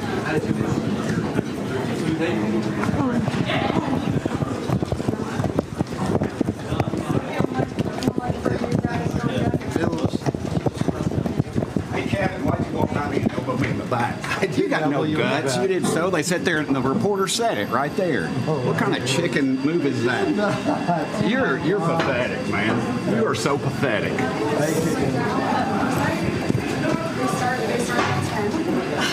What a jerk. You need security, Kevin. So Kevin McCarthy then explained what happened. What had happened was... A reporter was interviewing Burchett or something. I guess her shoulders hit because Burchett runs up to me after. I didn't know what he was talking about. Some reporters asked me. I did not run and hit the guy. I did not kidney punch him. I did not shoot anything like that. You didn't shove him? No. We were walking through. You were at HC5, right? You guys line up along the way there. It was Bruce Wester and I walking out. He must have been interviewing someone. I didn't know it was him or something. I guess our elbows hit as I walked by. I didn't punch anybody. Did he run after you? No. Yeah, well, I guess it happened because when I was walking back further, I don't know, somebody was interviewing me or talking to me, and he comes running up like, why did you hit me or something like that? I said, I don't know what you're talking about. I didn't even know something transpired. But reporters and witnesses said it looked like there was plenty of room for you to walk and that you intentionally hit him. There is, okay, not a place. Show me a reporter who saw that. Call Bruce Westerman. Okay, well, ask Bruce Westerman. No, I did not go up. If I would hit somebody, they would know I hit him. He said he knew him. He said he was in pain that you hit him so hard in the kidneys. Come on now. That's what he said. Okay, that's far from. Congressman Kinzinger wrote that you pushed him twice while he was in Congress in the chamber. When have I pushed him? Kinzinger said he was in the back railing once and you elbowed him and pushed him. You said and then Gates. Kinzinger. Oh, no, I don't know about Kinzinger either. Congressman Gates, though, is filing or submitting a complaint to the Ethics Committee over this issue. Do you have any response to Congressman Gates? No, I think ethics is a good place for Gates to be. Can I ask you about... Burchett said that you're the kind of guy, this is his words, as a kid, would throw a rock and then go hide under his mom's skirt. That was his exact words. What's your response to that? That's not who I am. Is there bad blood between you and Burchett? None at all after he voted to oust you? No. What would you just say about the issue of decorum in Congress? I mean, there was a House oversight hearing where a member was called a Smurf. You have over in the Senate. When did that happen? Today. Oversight. Who did that? Yeah, James Senator Moskowitz. You have Senator Mullen, who was like about to bite a Teamster witness. I mean, why do you think things are so tense? Sorry. Why do you think things are so tense I think members have been. All right, y'all. I don't drink alcohol, but I got some. What's up with all this white on white crime? What's wrong with your Republicans? Y'all can't get along. I don't know what to say about it. I mean, I think McCarthy was kind of enjoying that moment. Him and Burchett used to be friends. Burchett was a part of the 8 that voted to oust McCarthy, even though McCarthy gave him a whole lot of money to even get elected. So there's a little bit of tension there, but I enjoyed it. I thought it was kind of funny. I'm like a hashtag team with that ass about to show up. What's wrong with these white Republicans, Mustafa? They're ratchet. Yeah, they are. Little ratchetness. I mean, people love it. That's what they say. Mustafa, people like a little ratchet. They've completely changed what the House is supposed to be. Yeah, that's true. They refuse to govern. They refuse democracy. And because of that, they continue to run around and create these chaotic situations. And they create the chaotic situations because they don't want to actually have to do any work. And that's where the ratchetness comes. Well, at least we're not having gun duels like we used to about 150 years ago. That's a little bit. Well, I don't know. You got that crazy ass Bobert walking around with a damn gun. Avis, but this is also what happens when you let people like Marjorie Taylor Greene into leadership. This is the lowest common denominator, not just in Congress, but in our society. And that is a sad state of affairs, that you have people that are vapid like this, that have no moral center, that are just low-class trash, basically, up here in the House acting a fool. What's happening right now is that we're seeing the people as they really are. Just like we were told, you know, hey, when people show you who they are, believe them. And that's what we're seeing. I mean, keep this up, Rand. There's going to be some trailer parks outside of Capitol Hill a little bit. Well, it seems as if there already is. I mean, this is just like showing the lowest level of society. I mean, it's embarrassing. I mean, I'm tickled by it, right? But it's embarrassing. I mean, they could never. I mean, these are the people who are supposed to be leading our country, acting worse than middle schoolers right now. But I'm tickled because, you know, I said if Hakeem Jefferies did anything slightly like this, can you imagine the 24-hour coverage? Oh, they lost their damn mind when Jamal Bowman pulled a damn fire alarm. Fire alarm. Right. And these fools, they sitting here. They're in there fighting. All right. I mean, threatening. I mean, it's wild. Shit, Michael, these two white boys gonna be on World Star Hip Hop real soon. I mean, yeah. And it's so interesting how they hold themselves, like Kevin McCarthy holds himself up as, you know, kind of the upstanding citizen, and after, even before getting ousted. But now he's still extremely salty. Yeah. And he's I believe every second of what happened. I do think he elbowed, I don't know if it was in the kidney or in the side, but whatever it was. That's exactly what happened. That's what he did. I mean, I would have elbowed him. I'm not going to lie. McCarthy raised almost $100 million for some of these guys, Nancy Mace and others and I remember Nancy Mace had a fundraiser 2 years ago. I was there. And she was crying about how Trump endorsed another candidate. She was about to lose her job, begging for donations. I remember that.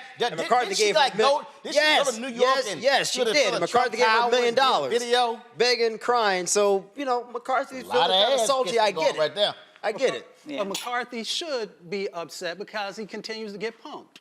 Yeah. So he created a situation. Well, he elbowed him, so stop. I mean, hold up. He created a situation to make sure that he ended up losing his position, right? But he's taken his lessons and his cues from Donald Trump. Because Donald Trump always says, show the video. Oh, you saw a video? Wasn't me. No video. You have an audio. He said, well, my voice. So it's the exact same thing. But he got ousted because, like everybody else, Trump leaves everybody out to dry. Yep. Yes. He cares about himself. He doesn't care about anybody else. It'll continue to happen. It'll happen to Mike Johnson. Look, Roland was talking about the elections in Virginia. Democrats did an outstanding job. You have 18 House Republicans in districts that have now flipped to Biden districts. You look at the odds. Cook political reports say Democrats are likely going to regain control of the House. The Senate, Republicans may regain control, maybe by a seat or two. It won't be a large victory. And though the polls early on show that Trump is doing well, I'm not necessarily convinced once the trials start and people start really engaging with this if those polls are going to persist. And so I think if you look at this from an electoral perspective, on the Republican side, the odds just don't look really good. And so my presumption will be after a major loss, potentially next year, Trump not winning, maybe the party will finally say, you know what, it's time to go in a different direction. Maybe. I don't know. No, ain't happening. I'm going to tell you right now, all this stuff about you got MAGA and you got Republican Party, it's all the same. They played footsie with them crazy-ass Tea Party people. Then they let Trump. They despise him personally, but they all love power. And so guess what? You got to go ahead and everybody get tagged with it. I want all their asses to lose. But see, the question though, Roland, is... Every single one of them. And I don't give a damn. Anybody who considers voting for any MAGA Republican is out of their mind. These people are straight up crazy. And listen, the moment I hear anybody say, I endorse Donald Trump, I'm writing your ass off. But I want to say quickly, because that man is pure as evil. I want to say quickly, though, to your point of the footsie games or whatever with that type of electorate, most of those individuals were disengaged before Trump. Most of them were not registered at all. And so the question becomes for someone like me as a strategist, do those people continue to be active in the party as voters after 2024? I'm not convinced of that. First of all, okay, there's a difference between people who were disengaged and the individuals who were fully engaged, but they saw he was a conduit to power. Okay? All them fools, the Christians of the world. Look, when I saw the New Yorker article where James Baker, in that article, James Baker said, yeah, I'm bothered by all these things, but if he's the Republican nominee, he said, I want to stay in power. So for all that bullshit about James Baker being the statesman and all that stuff, no. I fundamentally believe that if you truly care about your country, then you are willing to say, I cannot stand with somebody who is actually representing my party. But no, they are not patriotic. They don't have principles. They don't have morals. They don't have values. They don't have ethics. This is about power. That's just what it boils down to. But Roland, I guess my point is, if Trump doesn't win next year, and I don't think he'll run third time next year. What happens? But my point is, if those voters aren't engaged? I don't give a damn where they go. The party would have to go. Let me be real clear. Let me be without those voters. Real clear. When Trump, not if, when Trump loses next year, I don't give a damn what y'all do. I'm gonna be throwing the biggest ass party. Oh, this joint gonna be packed.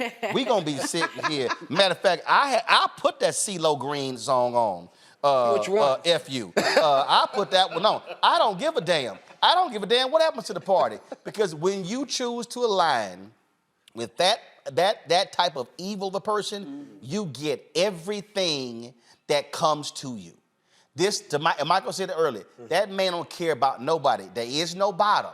I'm tired of all, and see, part of the problem right now with all these polls, and we can talk about it right now, is that mainstream media keeps playing game. And I'm telling you right now, I am utterly convinced that all these mainstream media executives, they want him back in there. I agree. They like the chaos. I mean, they remember, want was those it ratings. who said that Trump was It was good Les Moonves. He said Trump may be bad for America, but he's great for CBS. And so that's why they won't call all this stuff out. The vermin, all the crazy stuff. He's saying he's going to open concentration camps. Yep. If you Palestinian, you're getting thrown out of the country. Muslim ban coming back first day. All that crazy stuff. Oh, I'm going to lock up all migrants. He going on and on. Look, that man is a sick individual, and they are perfectly fine with him, Mustafa. They are, and they support it. And all you got to do is also look at this Project 2025. It tells you everything you need to know about what they plan to do, how they plan to do it. So when folks talk to me about Republicans and that there are still those that are compassionate and care about what's going on, then why aren't you speaking out against these types of things that literally will destroy this country? And if you're not willing to stand up and do that, then you are co-signing with the behavior and the sets of actions that people are trying to put in place. Go, Michael. And you can count on one hand who those are. Yeah. Mitt Romney, Judge Lewig, Liz Cheney, and then I guess King and there were a couple of senators who are no longer there anymore because Trump contested them. No, they punks.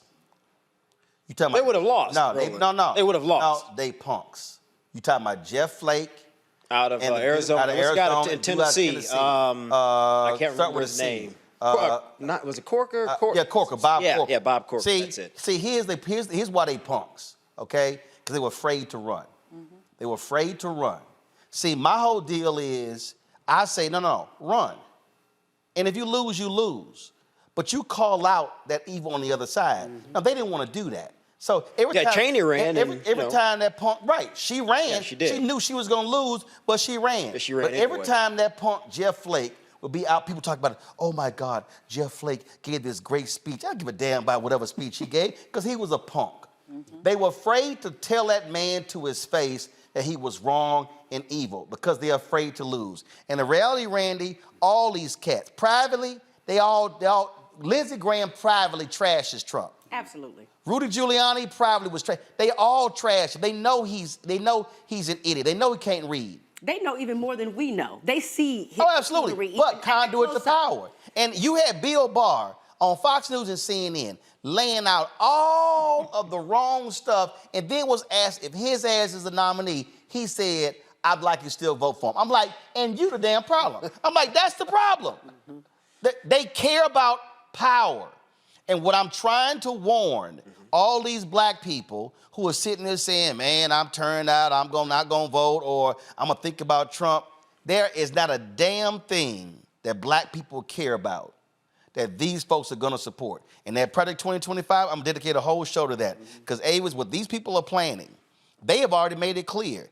If you do not adhere to the MAGA doctrine, they are planning to fire thousands upon thousands of federal workers, and they're gonna go after every black person they find, because and they're already saying it. They are talking about they're using AI to determine if that person believes in MAGA doctrine. Well, what they're doing is this is no longer democracy. And let's just stop even pretending that these people even care about a democracy. They do not want a democracy. They want a dictatorship. They want autocracy. They want minority rule because they know the direction of this country in terms of the demographics. And so they are no longer invested in this experiment that we call America. If we really, as black people, want to be able to have some semblance of power, we need to understand who is for us and who is against us. Look no further than what's happening with the Supreme Court and the destruction of rights. Do you think it's going to stop there? There are so many examples of what's at stake in this election. Please do not be fooled by the okie doke, because that's exactly what will be. And Shamika, they stop they stop in every black district. They fight Alabama, Louisiana, Georgia, Florida. They fighting all of them. And we're talking in code right now. When we say power, we're talking about upholding white supremacy. I ain't talking in code. But I'm saying some people may just hear power. They're talking about upholding white supremacy. They don't want things to change. As you're saying, like, as the demographics are changing, as they... No. They do want things to change. They want to revert back. Oh. They are angry, which is my whole book, White Fears, about it. Their whole deal is they see what's going on. Look, they know the numbers. The reality is, they know that if you stay on your present course, in 25 years, America is going to look like the America it was supposed to look like.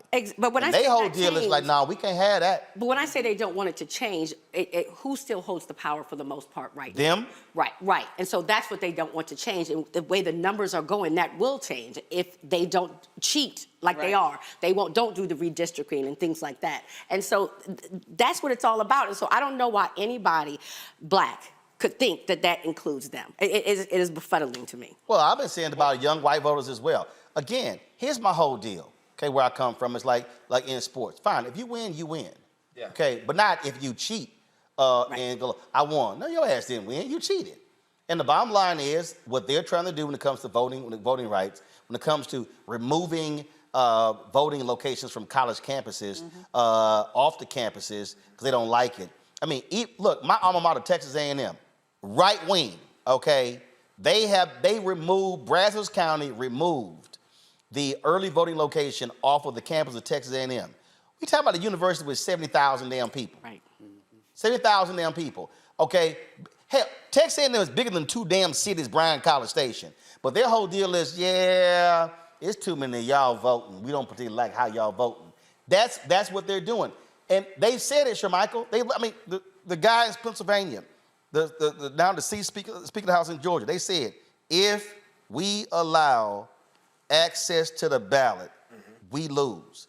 Because they can't win on issues. The electoral process is all about addition and not subtraction. And I mean, I've always said this, Democrats have always had an advantage numerically compared to Republicans. The only issue that Democrats have had is that they haven't been able to consistently, until lately, turn out all of those numbers. If they can turn out those numbers, I mean, Republicans have a very, very difficult time winning. I mean, the math is what the math is. But I will say to that, winning because where they stand on the issues, the majority of Americans don't stand with them. But I will say to that, I mean, I think you have black voters in one segment. I think when you look at the Latino community, which is now the largest minority group in the country, Republicans, for the most part, have done pretty well with them. You're talking 35, 38% of that particular group's vote. You look at where Asian Americans are starting to trend numerically. That is something that I'm watching as a strategist. I'm looking at where those trends are going. And so I think black voters are unique, but that's understandable. It's other minority groups that I think people should not get their eyes off of, because those groups don't view politics through the same lens as African Americans. Yeah, because those groups ain't had to do what black people have to deal with. Asian people and Latinos have not had to deal with America the way black people have had to deal with America, period. Now, they have benefited off of the work of black people.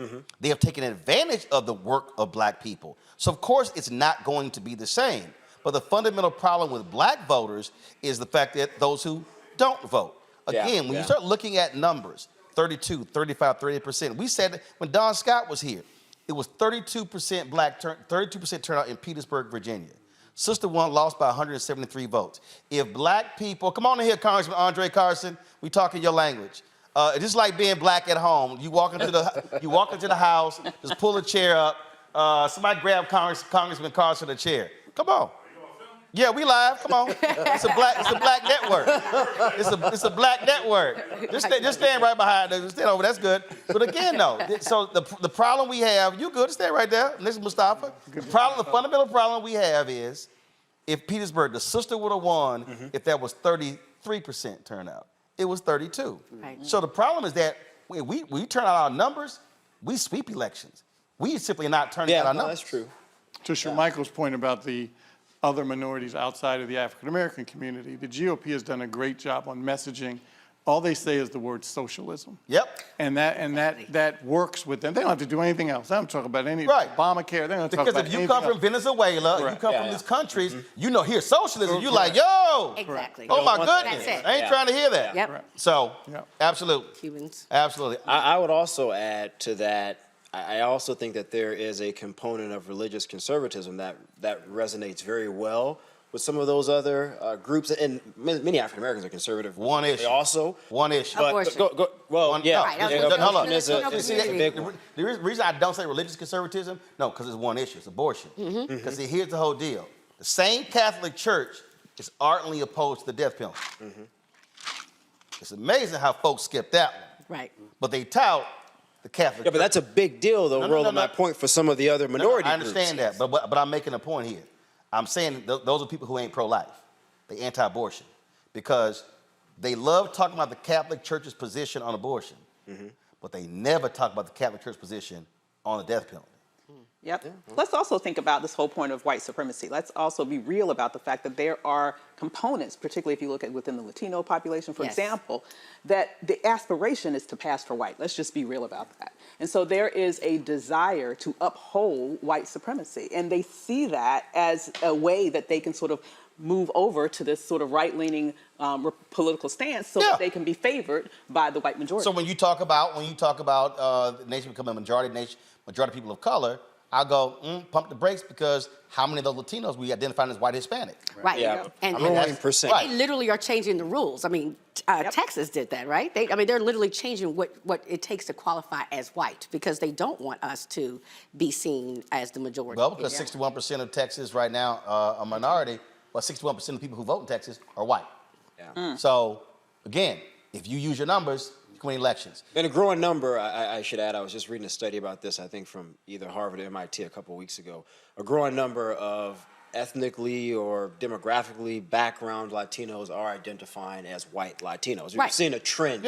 So that's why when we talk about diversity, I'm very skeptical of that word because and how we categorize people. Because if you can look, the phrase "white is right."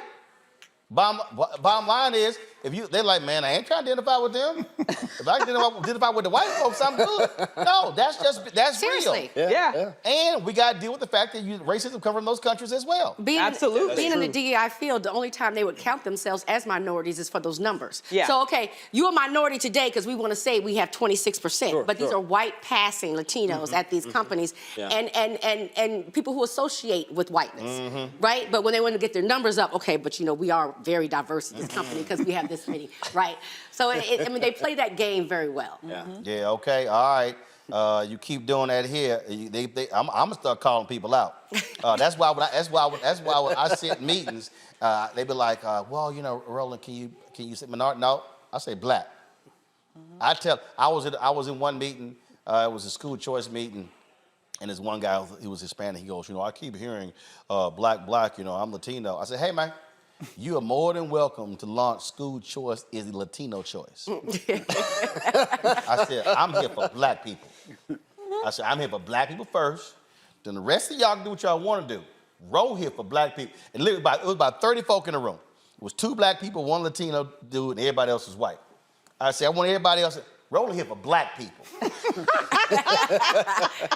And I told them all in the room. You mean you weren't there for people of color? Hell no. I mean, but Roland, remember... listen, there's some shit I don't use. I don't use no Hate BIPOC. that term. I don't use that bullshit BIPOC. Oh my God. Yeah. No. I don't even know what the hell that even means. I can't even. I don't use BIPOC.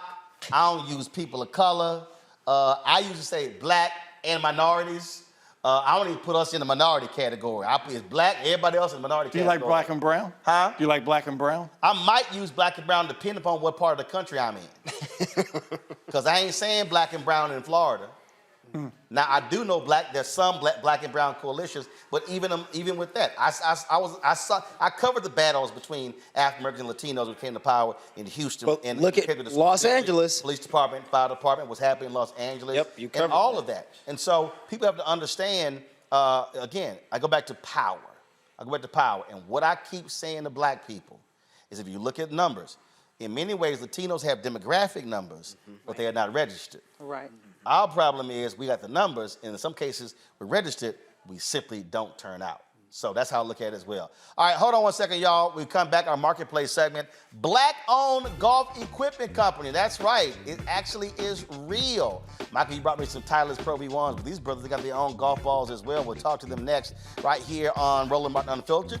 It's my 55th birthday. We're hanging out, having a good time. And so we, of course, is Lynette here with the food? Good, because I'm hungry. Okay.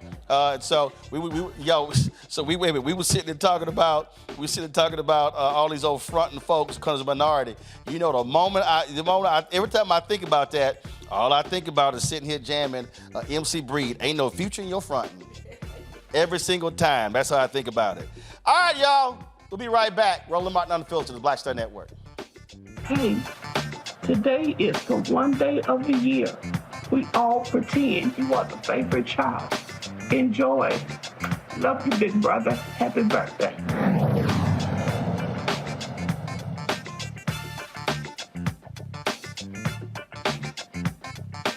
I'm Dee Barnes, and next on The Frequency, we have griot, performance artist and author, writer, singer, and composer, Queen Mother Nana Camille Yarbrough. Please join us for an incredible conversation of knowledge, wisdom, and power of the elders. I'm a perception changer. You're a rearranger. You're a mind evolver and a problem solver. You're a beast eater, a soul excreter, a void filler, and a file spiller. You are a thought warmer, a plan former, a power orchestrator, and a tongue translator. Right here on The Frequency on the Black Star Network. On the next Get Wealthy with me, Deborah Owens, America's Wealth Coach, inflation is on the rise. Interest rates are high. Can you still thrive during these uncertain times? On the next Get Wealthy, you're gonna meet a woman who's done just that, living proof of what you need to do to flourish during these uncertain times. These are times where you take advantage of what's going on. This is how people get rich or richer. That's right here on Get Wealthy, only on Black Star Network. Happy birthday, Uncle Roro. I know you're gonna come for my hair, but I'm studying for finals, so I get a pass. I don't wanna hear comb your hair. I don't wanna hear about being ashy. And if you're so concerned about everybody being ashy, I'll give you some lotion for Christmas. So have a great day. Don't be rude to people. Play your music loud. Do your little Scorpio thing.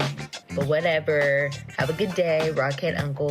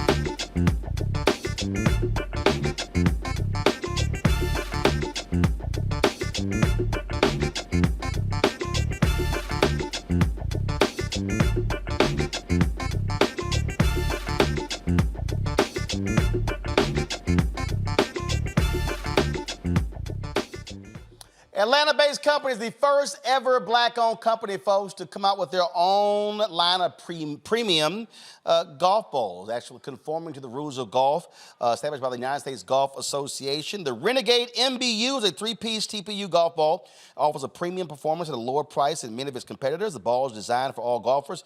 Joining me from Atlanta is Kenneth Duncan, CEO of the Renegade Golf Company. Kenneth, glad to have you here on Roland Martin Unfiltered. So I got the golf balls right here, Kenneth. So why did y'all decide to do these? We're talking about an extremely competitive field. Golfers are real particular about their golf balls. Yeah, 100%. Well, first off, happy birthday. I know we jumped right into the question, but I had to start off, happy birthday, Brother Martin. It's great to be on the show. Oh, I'm sorry, he's an alpha? Oh, Michael, Michael, every time we got some major happening, Michael, 95% of the time it's an alpha. Michael, literally, I didn't even know he was a brother. I'm sorry. I'm sorry. You okay? Michael, you want to touch an alpha golf ball? Michael, you want to touch an alpha golf ball? You and I will take free golf balls anytime, but I'm a proud Omega man. However, and it's unfair when you mess with me. My other grandfather was an alpha. So it's very difficult. So somebody in your family has some sense. Well, my other grandfather was a Q. So one of your family members has some sense. It's so unfair when you hit me with that. See, Kenneth, it dropped Michael, he a Q, Scott Bolder, he a Kappa. That boy from Detroit, Michael, he a Sigma. I ain't never had an iota on the show. They got performance issues. But go ahead, Kenneth, go ahead and talk about. Go ahead and talk about, because there are no performance issues with y'all golf ball. Go ahead. But the one issue that does exist in golf is that golf has traditionally been a very expensive game. I think when I founded the company at 26 years old, there weren't a lot of 26-year-old black men playing golf anywhere around me, none of my friends at least. So I think when looking at founding Renegade Golf, I'm looking for a company that's more affordable, that's more accessible, that brings the game of golf to a demographic that traditionally thought they weren't a part of the game. And golf ball is such a great avenue to do so, because you got to have them to play. You can't play around the golf without balls. So if there's one thing you need, it's clubs and balls. And I think that this is an avenue that we got into, knowing there was competition, but knowing that there's a market for what we bring. So you say Renegade defied the status quo. First of all, how'd you come up with the name? So ironically, my line name is Renegade. So, Fall 13 Zeta Pi, line name Renegade, but that wasn't the case. I think when we looked at how we wanted to build the company, we wanted to be a disruptor. I think we wanted to do something different in the space.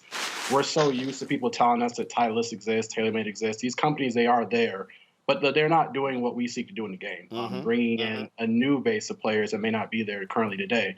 So I think when I think of the name Renegade, the symbol actually itself, this arm, my sister designed it. Actually, it's the anarchy symbol. So we're bringing chaos into the sport. We're doing it respectfully, but bringing in a type of golfer that may not have existed previously, and bringing a product at a price point that people can't ignore. Questions from the panel. Let's see. I'll start with the alpha, Mustafa. Brother, congratulations on everything that you're doing. For most golfers, it is about accuracy and it is also about distance. Can you talk a little bit about the technology that went into what you've designed? Yeah. So that's the first question everybody gives us. How does this ball compare to the Pro V work? It's almost like, I can't even say the golf ball's name. This question. The golf ball is a 3-piece TPU. It's 85 core compression. So it's a type of ball designed for a high-level play, also one that can be enjoyed by your regular everyday golfer with a swing speed. Some of our commentary was like, the ball might be too good for me right now. I'm not that kind of player. So we have two golf balls. We have our Mbu. Mbu is an Igbo word meaning first of a kind, first of its line. I'm going back to Nigerian roots. And we have our Mbu Black. The Mbu Black is slightly softer. Both of them have a high cover, high premium cover to them, but they kind of give two different options depending on the type of golf we're talking to. All right, let's see here. Shamika, go ahead. I like golf, so I have a question for you. How have you guys been able to maintain lowering your overhead cost while including that technology that he talked about? Because golf balls are expensive. And then two, how do you plan to disrupt this highly competitive market?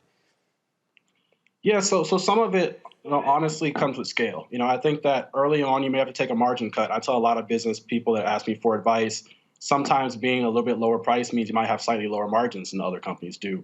But our big goal and our target wasn't to make the most money possible, it was to make the most impact possible. So we brought a golf ball. We were very firm on being in the mid $30 price point because it doesn't necessarily bump up to the other premium balls that are in the marketplace. So we've felt staunch on that. Maybe the margins aren't maybe where they'll be in the future, but we have a very core and loyal base of fans who love this ball at this price point. They love the ability to kind of grab it at discounts and deals that we offer, and it makes them feel that it's something that they can kind of grow into and replace their previous ball. And as far as keeping that price down, I think we always look for the best ways to optimize our supply chain.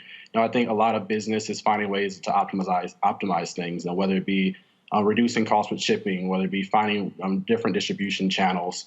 We're looking at new manufacturers and suppliers always. That's a big part of being a CEO of a company, is just finding ways to find efficiency and effectiveness gains while still providing a premium product. Mike? First, congratulations on your great work, and I hope things go well. We do have an Omega ball, by the way. I got to throw it out there. We have an Omega. You hear that? Did you hear that? Yeah, Did you hear that? Yeah, that's for those with low swing speed and short knockers. Oh my goodness! At any rate, are you competing with do you sell your balls online, or first, where do you sell them, unless online, of course? And are you competing with Vice, and then also that Kirkland ball that Costco claims is just like a premium ball? Or that's what Tyler sued him. Well, exactly. Or are you trying to grow to bump up against and compete with the premium ball? To be honest with you, we compete directly with Pro V1, because that's the question that every golfer is going to ask when they evaluate our golf ball. I think the perception from a Black-owned brand is that it can't be at that same level, that same quality. So, maybe unintentionally, we directly compete with the Pro V1. That's the question. That's the gold standard. And we stand behind our product at being a high quality. I think there's a lot to learn from what Vice has done in the golf space. Vice, Cut, and Snell have taken a direct consumer model and grown and scaled that to something that is a viable selling channel. But we also distribute in brick and mortar as well as other e-com options. So we're available on golfballs.com. That's the world's largest golf ball retail site. Also available brick and mortar. I heard somebody was from Detroit at Carl's Golfland in Detroit. They also sell online. And we have a large number of golf courses we've expanded our distribution to. So we're not only taking the approach that we have to be an online company. I think in the next few months, we'll look to expand to over 100 courses. And in doing that, the option will be available for people to pick up our golf ball wherever they are across the country. In fact, Roland the Studios in D.C., we're at Langston Golf Course, historic golf course in D.C. We've sold out that course already because people wanted the ball locally. So we don't have to subscribe just to the D2C model, but we have learned a lot from Vice in doing so. Randy. Oh, excuse me one second, Randy, I'm sorry. Where are you based, Kev? We're based in Atlanta, Georgia. Gotcha. Well, good luck. Thank you for answering the question. I'm just so impressed with what you're doing. Congratulations. Are you working on any partnerships? I was just reading how Steph Curry is sponsoring the golf team at Howard, and they're doing very well. Have you ever considered trying to partner with him and get them to use your product? Absolutely. We're very open to sponsorships and or collaborations and different partnerships across the board. I think that a lot of times the industry gets frozen because everybody's tied to contracts. So we so frequently hear, oh, we're a Callaway school, or, oh, we're a Titleist golf shop. So it can be very difficult transparently to start to build those partnerships. I know Steph works very closely with Callaway. Yep. So the idea of him working with our golf ball may be a conflict of interest. But we do have a lot of energy and effort behind our supporting HBCUs. Southern University has their golf program back for the first time in many years. We provide golf balls at Southern University. Based in Atlanta, we're hoping to bring a golf program to Morris Brown in the next handful of years, as well as Clark having a program soon. So we'll look to have a partnership similar to what Steph has done at Howard within the AUC. So we see some of those partnerships that exist as a blueprint example for what we can do in our community locally in Atlanta. And I think that Steph has been one of my, the shining star for what is possible in the golf space. But we'll see if a partnership happens there. Avis. So I have to admit, I am not a golfer, but I am an entrepreneur. And I heard you at the very beginning say that you were looking to expand the market. That's one of your marketing strategies here, to get someone to buy your product as opposed to your competitors. With that said, what are your ideas? What do you plan to do to get more people swinging a golf club like me? I think that one of the easiest ways to get people into golf is bringing them to non-traditional golf settings, honestly. So if you think about the rise of Topgolf and how people have embraced that as a social atmosphere, I think that doing that within the Topgolf setting, but also, we have so many ideas we can't wait to bring to the Atlanta area. Paint and sip, sip and stroke. So instead of, sipping and painting, you're sipping and playing golf. Trap Golf is a really popular golf company. The idea of embracing trap music with the golf, kind of creating more of a networking feel to it, and also reaching directly to colleges and universities that have young professionals who are looking to kind of come out and discover golf, whether they're lawyers, doctors, et cetera. So there's a lot of ways to expand the base of the people in the sport. As an entrepreneur, it's not cheap to build a new market. So I think we have to be very patient and very diligent to do so. And maybe we've relied on current golfers today, but we welcome people like yourself. Like, we want to see, how do we bring people who maybe have an interest in the game but have never played into the space to play it. All right, then. Well, listen, Frat, congratulations. I'm always playing. I didn't play today, but trust me, I'll be out tomorrow. And so I'll test them out. I'll see how they spin and see how they work on the greens. Unlike these other little youth group dudes, I know how to play. I heard you were in our backyard a couple months ago playing at up in Swanee, Georgia. I saw you. Oh yeah. So I think when I played that, I think I shot an 81. So it was an off day. You hear that, Michael? Giving me stroke. You hear that, Michael? Me a couple. Yeah. Oh, now I go out there and play. I give Michael a stroke. I was about to say, I got to give you a couple of your No, I give you a stroke. I ain't giving you strokes. So where can folks get Renegade Golf Ball? You can get Renegade Golf Ball online at renegade.golf. That's our direct website. Also, golfballs.com, the world's largest golf ball retailer in Carl's Golfland as well. And check out your local golf course. If they're not there now, reach out to them and tell them you want them to be there. That's the best way for us to get them directly to you closely. So check us out on our social media here as well. All right, fam. So everybody who's out there, listen, use the promo code Roland, ROLAND. I want y'all to buy a lot of these. They'll get back to us. I want to know how many did we move in a week. So if you want to buy the Renegade golf balls, black-owned company, do so. Trust me, y'all out there, you're buying Titleist, you're buying Vice, you're buying Kirkland, you're buying Top Flight, you're buying all of the different balls. Now you have an opportunity to support a black-owned company, the Renegade Golf Balls, and so definitely go to the site and again use the promo code Roland, ROLAND. Frat, thanks a lot. Thank you. Happy birthday. Appreciate it, Frat. Thanks a bunch. What? Michael, what? We're doing a TV show. Michael, what do you do? What do you do? Michael, what do you do? TV What do you show. do? We're trying to talk about current events and politics. What do you do? Entrepreneurship. I'm sorry, what? Kenneth, go ahead and do it again. Go ahead and do it again. Go ahead and throw it up again. Go ahead. I mean, I know he'll. Yeah, go ahead. Go ahead. And is that an alpha cup you got too? No, this hat is a great alpha hat. If you want to get one, Burning Sands is a great company. Alpha-owned company as well. Yeah. Burning-sands.com. Right. Yep. Yeah. You okay, Michael? Okay. All right. Ken, thanks a lot. All right, y'all, that's it for us. I know. We always do this here. So, Michael, he'll get over it. He'll get over it. I mean, he ain't had the grades. I'm sorry. I'm sorry. Matter of fact, since Michael's sitting here, do me, hey, Erica, come here. Bring me that, come here, Erica. Erica, bring me that right now, right there. Bring me that thing right up there. Bring that, yeah, grab that for me. Oh, Lord. Grab that for me, since you talking all this damn trash, Michael. So, when I spoke, Michael, when I spoke, Michael, in Birmingham, they said they wanted to present me with something. And so they did, and so they bring like an award show. Absolutely. Neonta, just hand it right over there. So Neonta, I want him to touch it so he can feel it. No. So go ahead. So Mike, I just want you to go ahead and see. First of all, see the quality of this, Michael. See, hold it for your grandfather. Hold it for your grandfather. For my grandfather. Hey, hold on, right here. Right, that camera right here. Get a good shot right there. Matter of fact, I need you to see his face.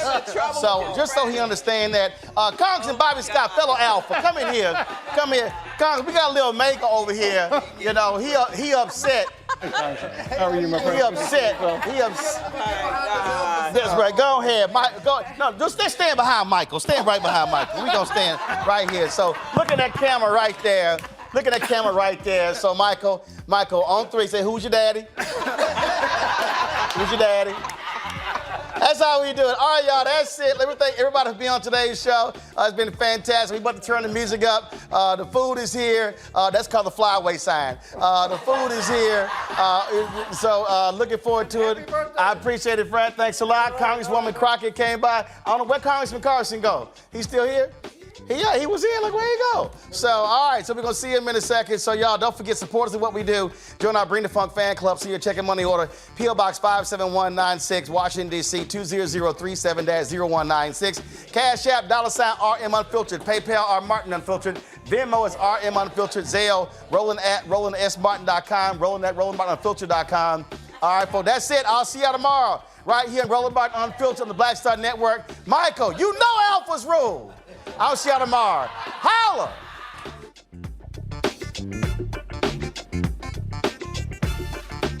Hey there, we just wanted to wish you, my big brother, a very, very happy birthday. Happy birthday. November 14th. We're just sending you blessings and good wishes for another year and just praying God's best over you. Absolutely.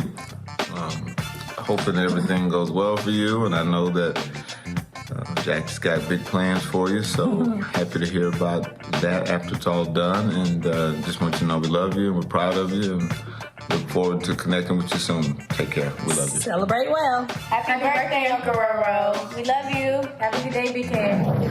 Happy birthday, Roland. I hope you're having a great day. You deserve it all. Shout out to the ultimate alpha man. Thank you for everything that you do day in and day out for the Black community. We love you. We appreciate you. You are a legend, and I hope you enjoy your day. Sending you all the love and light. Happy 55th birthday, BAMX. And for those who don't know what that stands for, that's Black American Express card, because wherever he goes, he just gets a pass and takes us in with him. Anyway, I hope that you have the best birthday ever and that your next 55 years are even more successful and more prosperous and more blessed than your first 55 years. Happy birthday, BAMX. Roland, happy birthday, bruh. You know, congratulations on another year of hard work. Hopefully you're enjoying your birthday. I want to thank you for all the work you do on behalf of the Black community. Your support has a tremendous impact on everything that happens, particularly bringing attention and justice in this country. I also want to personally thank you for all your support along my journey in terms of learning more about how, television and all the other details that come along with it. But lastly, congratulations on epitomizing what it means to be an alpha man. Manly scholarship and love for all mankind. Once again, congratulations. I wish you all the best. 06. Happy birthday, Roland. I hope you have a great birthday and a wonderful year. Thank you for allowing me to have the opportunity to come on your show. It's been really a pleasure to talk with you and others about the importance of elevating Black voices and making sure Black people stay involved in the political process. So thank you again. Thank you for being a champion for us. And I hope you have a great birthday. 55. What a great feat to reach. If you want to start looking young, incorporate mayonnaise in your diet and do your squats. No, really, all jokes aside, I wish you many, many more years of keeping it real, great laughs, and doing the hard work for our community. From your favorite millennial, happy birthday, Roland. Uncle Roro, it's your big day, big 5-5. And man, I just wish I could be there in person to really celebrate you, but I have to send this personal video to just say happy birthday and, just thanking God for your life and just praying that you just continue to walk in purpose and continue just doing and being who you are. I just thank you consistently for taking a chance with me and, allowing me to be a part of what you are building at Black Star Network and with RMU. Just something that is special and very much needed for just this society, this world overall, specifically for our people, and the fight that you continue to press on and push forward. So thank you for being you. Thank you for taking chances and pouring into the communities that mean so much to you and being on the ground. There's so many people that talk about the work, but you really, truly do the work and you love it, every aspect of it. So we honor you, we celebrate you, we love you, and we just pray that you just continue to move forward in abundance and just knowing that the work that you're doing is greater than yourself, and you're called to do this. So happy birthday, Big 5-5. Shout out to you, Uncle Roro. Hey, brother, what's up, Roland? Just wanted to wish you a happy birthday, and you're enjoying your special day. Peace. It's your man, Joe Richardson from the West Side, where our funk is the best, coming from the West. Wishing happy birthday to Roland. Have a good one. You're going to eat your sugar on your grits anyway, so I was getting ready to say you can, but I know that you already do. But in any event, we'll be thinking of you. Sorry we can't be in D.C. Stay strong. Peace out. Roland Martin, I really wanted to do a skit of you and that iPad, that lethal iPad, because, honey, when you bring it out, you about to read somebody down to the gates of Hades, and I'm just over here clutching my pearls like, I hope they have their facts straight. But anyhow, I did not have time to do that. I wanted to make sure I stopped by to first and foremost say thank you. Thank you, Roland. Thank you for being our generation's witness for our community. You show up, you pull up, you report on facts, you have history, and you hold people to that standard whenever they are on RMU. And I am just so grateful to you for that. Thank you for platforming me, my ideas, my expertise, and all the other women that you also platform. You are such a foundational piece to our community. And I'm just happy to know you and to be part of this family. And I know this is a birthday message, so let me get to that. Happy birthday, Roland. I know it is not your fault that you could not be born a Sagittarius. You almost made it, though.